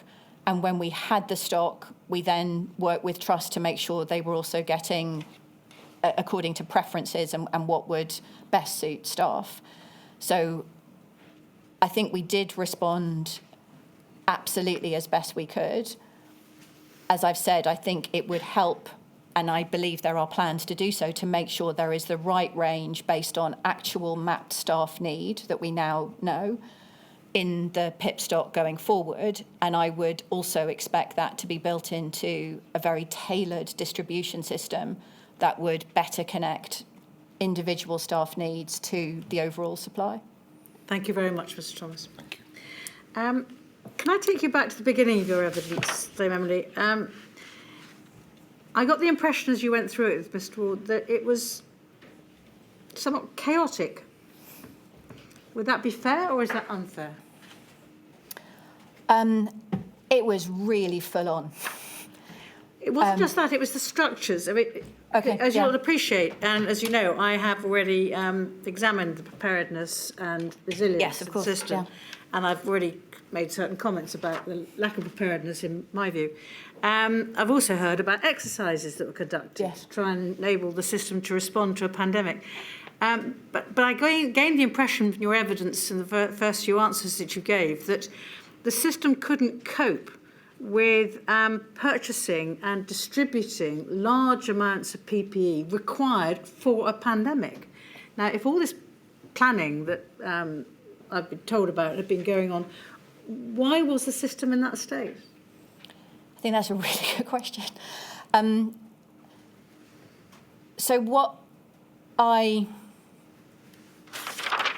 observed by doing my research both at the time but also obviously preparing for this is that in February in particular, everybody did what they were supposed to do. So NHS England declares a major incident. Keith Willett, the lead of the response in NHS England, asks for a supply cell meeting. On the 3rd of February, that happens. NHS England's Commission for Real Reason Worst Case Scenario Modelling sorry, I'm repeating stuff, but SECI Can I just interrupt you? Yeah. To get to the point that I'm trying to Sorry, get at? I apologise. That's right. We've run out of my time a long observation time is ago. everybody. If I could just ask the question Yeah. again, just so you can focus on it. Yes. Basically, you told me that, just to give you one example, the warehouses couldn't cope with the large-scale distribution that we had. Now, why hadn't that come up in any of the exercises? Why was there that kind of structural problem that meant the system could not cope with buying and distributing at large scale for a pandemic? So I think there was a plan that would have worked for the pandemic that was planned for. What there wasn't was a plan for when that plan demonstrably wasn't working. And I think it is putting those different bits of the plan of what's not working in early March, mid-March, is what enabled me to come to the conclusion that said, you can't keep following this plan. It's not going to meet the needs of the pandemic we are actually in. So I think it's back to the modelling. The modelling tells you some of the answer, but it doesn't give you an answer. You have to then use it to make decisions. And I don't think there was a plan for if the PIP stock is not going to keep you going for long enough because it's got the wrong stuff in it. And if hospitals do not have what they actually need because the IPC guidance says they need something different than what was planned for. And so what we need in the future is both a plan that responds to this and also a mechanism that says, what do you do when the plan's not working? How do you scale? How do you make slightly different decisions? I'm grateful. It sounds as if you agree with my recommendation in Module 1 report, that you need not just a plan for a flu pandemic, but something that's adaptable. Secondly, you told Mr. Wall that 7 billion items of PPE that you managed to, as it were, overstock. I'm not trying to be pejorative. No, I understand. Were those 7 billion items wasted, or were they able to go back into the system? I think the 7 billion number is after the things that were used back. So they were things that expired before they could be used rather than what was used. I think Jonathan Marron's statement says in the end 23 and something billion out of the 32 were used and some were used for waste, etc. So I think there were heroic efforts both to dial back on contracts and try and buy slightly less, to reuse stuff, to donate it to other countries, to sell it in the open market. But regrettably, there was a substantial amount of waste at the end. And given the circumstances we faced, do you think there's anything that could be put in place that could, apart from the better data management, where the sounds of it, that would be better data systems that spoke to each other. But is there any other way one could avoid that amount of waste? I appreciate you were fulfilling instructions from on high that you had to cater for the second wave as well. Any way we could avoid that level of waste? Yes, it is having, it is knowing what you stand up at certain levels of stress, right? So it's, in particular, we were having to buy everything from a substantial distance, which then involved the whole issue of, is it coming at all? It's a brand new relationship. Is this place trustworthy? How long is the boat going to take? Are there holds in Shanghai on what's being shipped? So there was a massive tension there. If we had a plan that very explicitly stands up UK make on certain items, if the PIP stock has been adjusted for the kind of things we just discussed, and if we are not overly reliant on wholesalers to buy stuff, because wholesalers had the same risks we did. There was a whole layer of risk built into this market. Actually having direct understanding, if not relationships, with the people who are making the stuff, so you cut out that level of uncertainty, that would have helped. I would also say, again, I would love to have not had that waste. I'm really glad that we had enough PPE in the second wave, and I think it would have, I think in any future pandemic, there will always be a mismatch. I'd rather it was that way around. Yeah. I would love it not to be the same scale. I understand. Thank you very much indeed for your help. And I do understand maybe it's a difficult week for you. Thank you. So thank you for coming along to your written statement and for the evidence that you've given today. Thank you.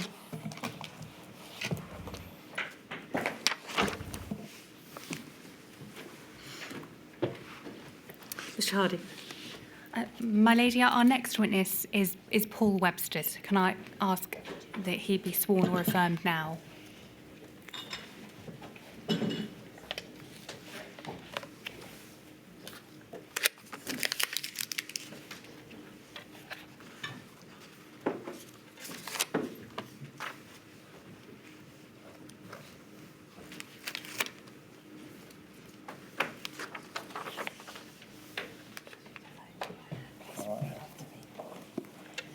I swear by Almighty God I swear by Almighty God that the evidence I shall give that the evidence I shall give shall be the truth, shall be the truth, the whole truth, the whole truth, and nothing but the truth. and nothing but the truth. Sorry to keep you waiting, Mr. Webster. No problem at all.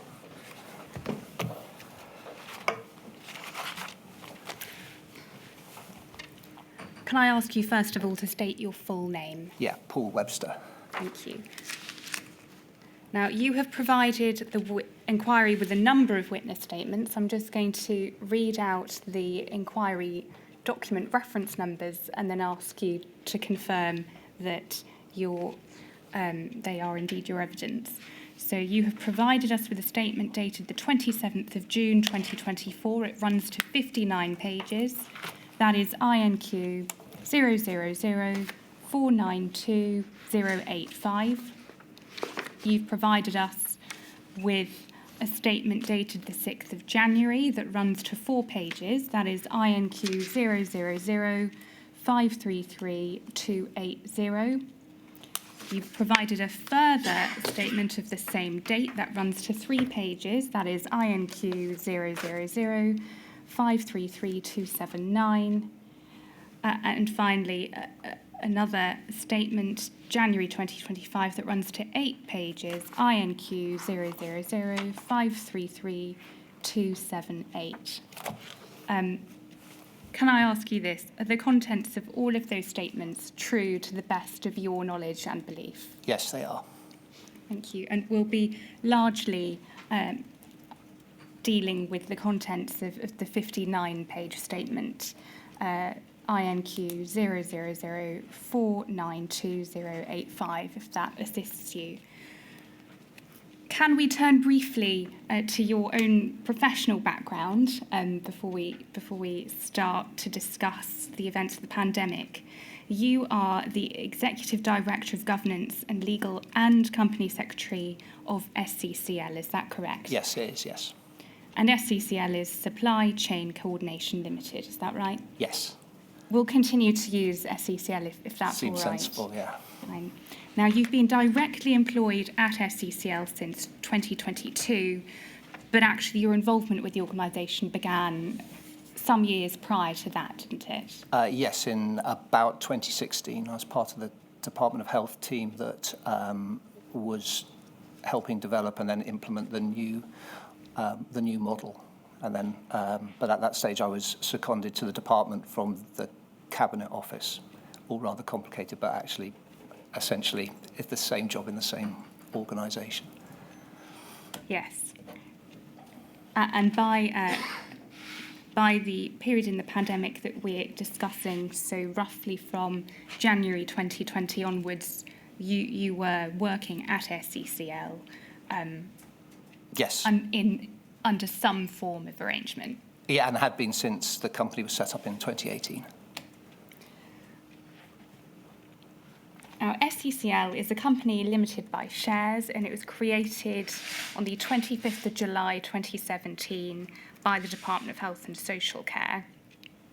We'll come onto the structure. Can you give us a very brief overview of the purpose of SCCL? Yes, so the new model that was implemented in 2018 had constituent parts of the NHS supply chain in terms of procurement, delivery and IT. And the intention was that there would be a body that sat across the top of that, the management function, which would manage the individual contracts within that model. So it is referred to as the management function of the NHS supply chain. But its role at that stage was effectively as kind of contract management, direction, setting. And is it right that SCCL was initially wholly owned by the Secretary of State for Health and Social Care, Yes. And that ownership was transferred to NHS England on the 1st of October 2021, is that correct? It is, yes. Right. And so, in fact, ownership was transferred while the pandemic was ongoing. Yes, the original intention had been for that transfer to happen earlier, but it was delayed because of the first wave of the pandemic and people having other things on to focus on. You told us a few moments ago the idea behind SECL was that it would perform contract management services effectively. It was organised using something called the future operating model, and it oversaw something that's widely referred to and is in fact the NHS supply chain. The NHS supply chain, regardless of what it says on the tin, is not the entire supply chain for the NHS in England, is it? No, that's right, and I think there is some confusion at times that it is a part of the supply chain into the NHS. It's the bit that has a kind of trading name of NHS supply chain, but there are other ways in which the NHS will receive products of the same sort that we provide. So NHS trusts or NHS customers, from your perspective, are able to place orders with the NHS supply chain or SECL, but they're also free to purchase items they need from the open market. Yeah, and they do that, on a regular basis. I think our market share is somewhere in the region of about 65%, slightly higher probably than that. So that, there is a significant proportion of those products that are purchased through other routes. I've used the phrase the future operating model a few times. We perhaps ought to explain it. Can you give a very brief overview of the idea behind the future operating model? Yes, so from 2006 through to 2018, there was a contract that was held by the NHS Business Services Authority with DHL, which provided the NHS supply chain service at that point. So one contract for procurement, storage, distribution of products, plus all of the sort of the back office and IT functions. That had a market share of penetration of about 35%, and the view from the Lord Carter review was that by placing a greater focus on leveraging the NHS spend, you could drive up that market share and thereby reduce the costs of products, and you would remove some of the duplication from the system with competing organisations essentially buying the same product and selling into the NHS. So the idea was that we would break down that model into its constituent parts, which essentially are three: the buying element, the logistics element, and then the IT element, and as I said, with SECL over the top as a sort of overarching contract management. And you've told us in your witness statement, INQ 00492085, paragraph 3.2, that the idea was to increase the market share of the NHS supply chain, and it was at about 36% under DHL, and was the target to increase it to 80%? Yes, that was the target, yeah. And you tell us in your statement that it's now risen to 60%. Is that still roughly accurate? I think it's probably higher than that now, but it's somewhere between 60 and 70%.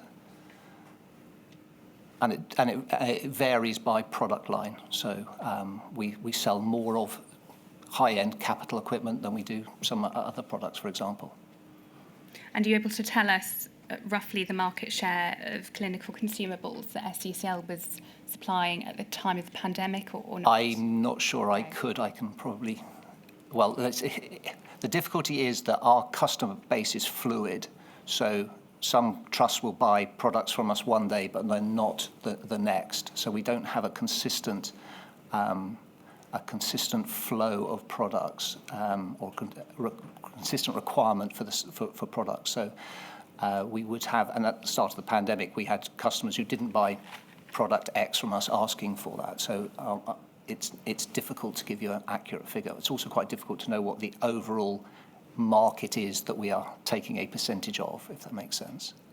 It does.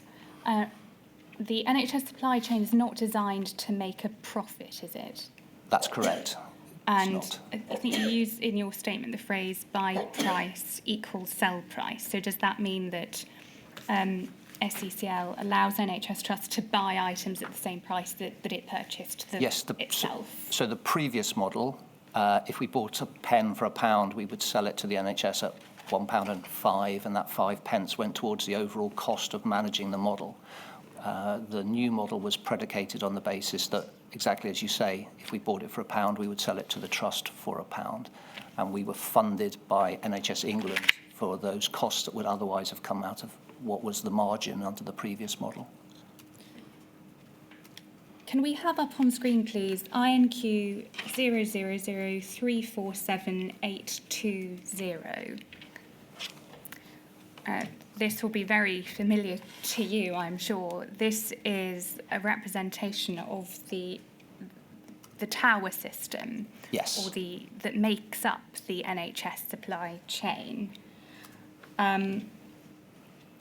Is each of these towers run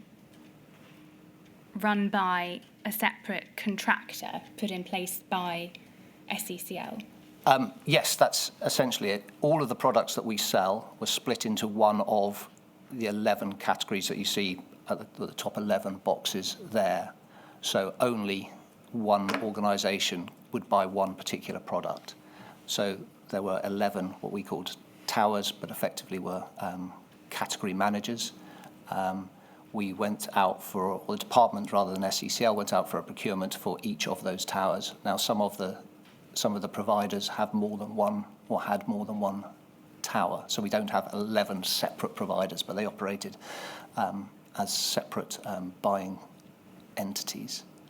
They were buying entities, so were these contractors in turn letting contracts for the supply of individual items? Yes, but Or as agent for SCCL. So as far as the customers were, and indeed the suppliers, they thought or they believe that they are contracting as they are with SCCL. All right. In terms of PPE, am I right in saying PPE did not neatly fit into just one of these towers? Yes, so it was bought by, I think, towers 2, 8 and 11, I think, but PPE prior to the pandemic was a tiny fraction of the products that we purchased. I think our spend, I'll get the figures wrong, but was roughly in the region of £100 million spent on PPE out of a spend of about 3.5 billion. So there wasn't a category of PPE. There were items such as gloves that were purchased routinely, but there wasn't a category of PPE, so it doesn't sit neatly into one of those 11 towers. Thank you. We can take that down. Thank you very much. In terms of the contract management function of SCCL, just very briefly, how did that work in practice? For example, if one of the CTSPs, one of the contractors running a tower, the company with whom they had contracted in turn failed to deliver something and it caused problems in supplying an NHS trust, what would happen? What would SCCL's role be? Well, as it relates to the customer, they would take that up with us as their provider of the service. We would then contract manage that tower to make sure that we understood where the responsibility lay. But in terms of how the system, the NHS system, would see that, they would see it as a failure of the NHS supply chain and therefore of SCCL. We had then contract management steps in place to be able to manage our relationship with the individual towers to pick up any issues that were arising. All right. I'm going to move on to ask you about the contractual arrangements around the PIP stockpile, the pandemic stockpile. That was set up in 2009, so it predated the creation of SCCL. Correct. And is it right that SCCL effectively inherited responsibility for managing the stockpile? Yes, so we managed it under a contract with PHE, as they then were, So we are very much a transactional organisation rather than the body that makes the decisions in respect of the stockpile. So is it right that Public Health England owned the physical stock in the stockpile, Yes. but SCCL ultimately was responsible for managing the contract for the contractor who was monitoring the stockpile, administering the stockpile? Yes, and we were responsible for the purchasing of the products that went into the stockpile, albeit that we weren't responsible for deciding what those products should be. You have, in your witness statement, described a process of stock rotation, one of swapping out, one of product cycling as well. You've explained that the procurement cycle for items in the stockpile was 12 months. What does that mean? Why did it take 12 months to run a procurement cycle? I think that reflects just the time it takes to run a EU, as it then was, compliant procurement, most of which was done through frameworks, us putting in place frameworks. That takes time. And then once you've placed orders, ensuring that you actually have those orders have arrived. There's a significant lead time on the majority of those products. So 12 months is a relatively safe assumption as to the time. If you start from scratch, you can have products in a warehouse. You've told us in your statement that most products have a 60-month shelf life from the point of manufacture. It is also possible to extend the shelf life of products for up to 10 years, is that right? Yes, although I'm straying into territory, I have to rely on my colleagues rather than my own knowledge. That 60-month shelf life, was that something that was taken into account when considering whether to start a fresh procurement cycle, that 12 months that you've just described? Yes, and as were some of the other ideas that you just mentioned in terms of sort of cycling through into, so for example, gloves, which is something used all day, every day, we would take, as they reach the end of their shelf life, we would take them out of the stockpile, put them into the general NHS supply chain, and then replace. So the idea being that where you could increase the life of products in the stockpile, you would. To what extent is taking stuff out of the stockpile, when otherwise it would become useless, used generally? It depends on the volumes of products that you're using. So gloves is the most obvious example because that is one that you know you're always going to use. Some of the other products that are in the stockpile just weren't used regularly. I was listening to Dame Emily Lawson's evidence earlier on about the number of FFP3 masks, for example, that was being used. You wouldn't cycle that through because the volume of demand was so much less. So I think gloves was the one that was the main product that was cycled through just because there was that demand. I would have thought a lot of items are pretty likely to be in use most of the time in NHS. I think the reality, and again I'm straying into territory that I'm not an expert on, is, as I said, that we only spent about £100 million on PPE out of the overall spend of £3.5 billion. It's a very small amount of the everyday products that an NHS hospital uses in order to be able to function. So who should we ask about how you make sure the stockpile doesn't end up wasting product? In terms of what's in the stockpile and decisions as to when products should be cycled through, those were decisions made by PHE, UK HSA, as they now are. Sorry to interrupt. I think you mentioned the name of the contractor with Movianto. Yes. That was tasked with administering the stockpile, warehousing it, and so on. Were they responsible for that product cycling and notifying SCCL if there needed to be new? They were aware of the products that were there, and obviously the shelf life of those products, so they would report on a regular basis into SCCL, and we would then in turn discuss with PHE what the right way of either replacing or renewing or recycling the products would be, depending on the product. So to be clear, Movianto would report to SECL. SECL would then liaise with Public Health England for instructions, is that right? Yes. And so would you say that in January 2020, SECL had good visibility of the status of the items in the stockpile? In the PIP stockpile, In the yes. PIP stockpile. Yes. Do you make a distinction there with other stockpiles? No, just trying to be. Oh, and well, there was also the EU exit stockpile, but the PIP stockpile was one that obviously that we managed, so we had the greatest visibility of. Yes.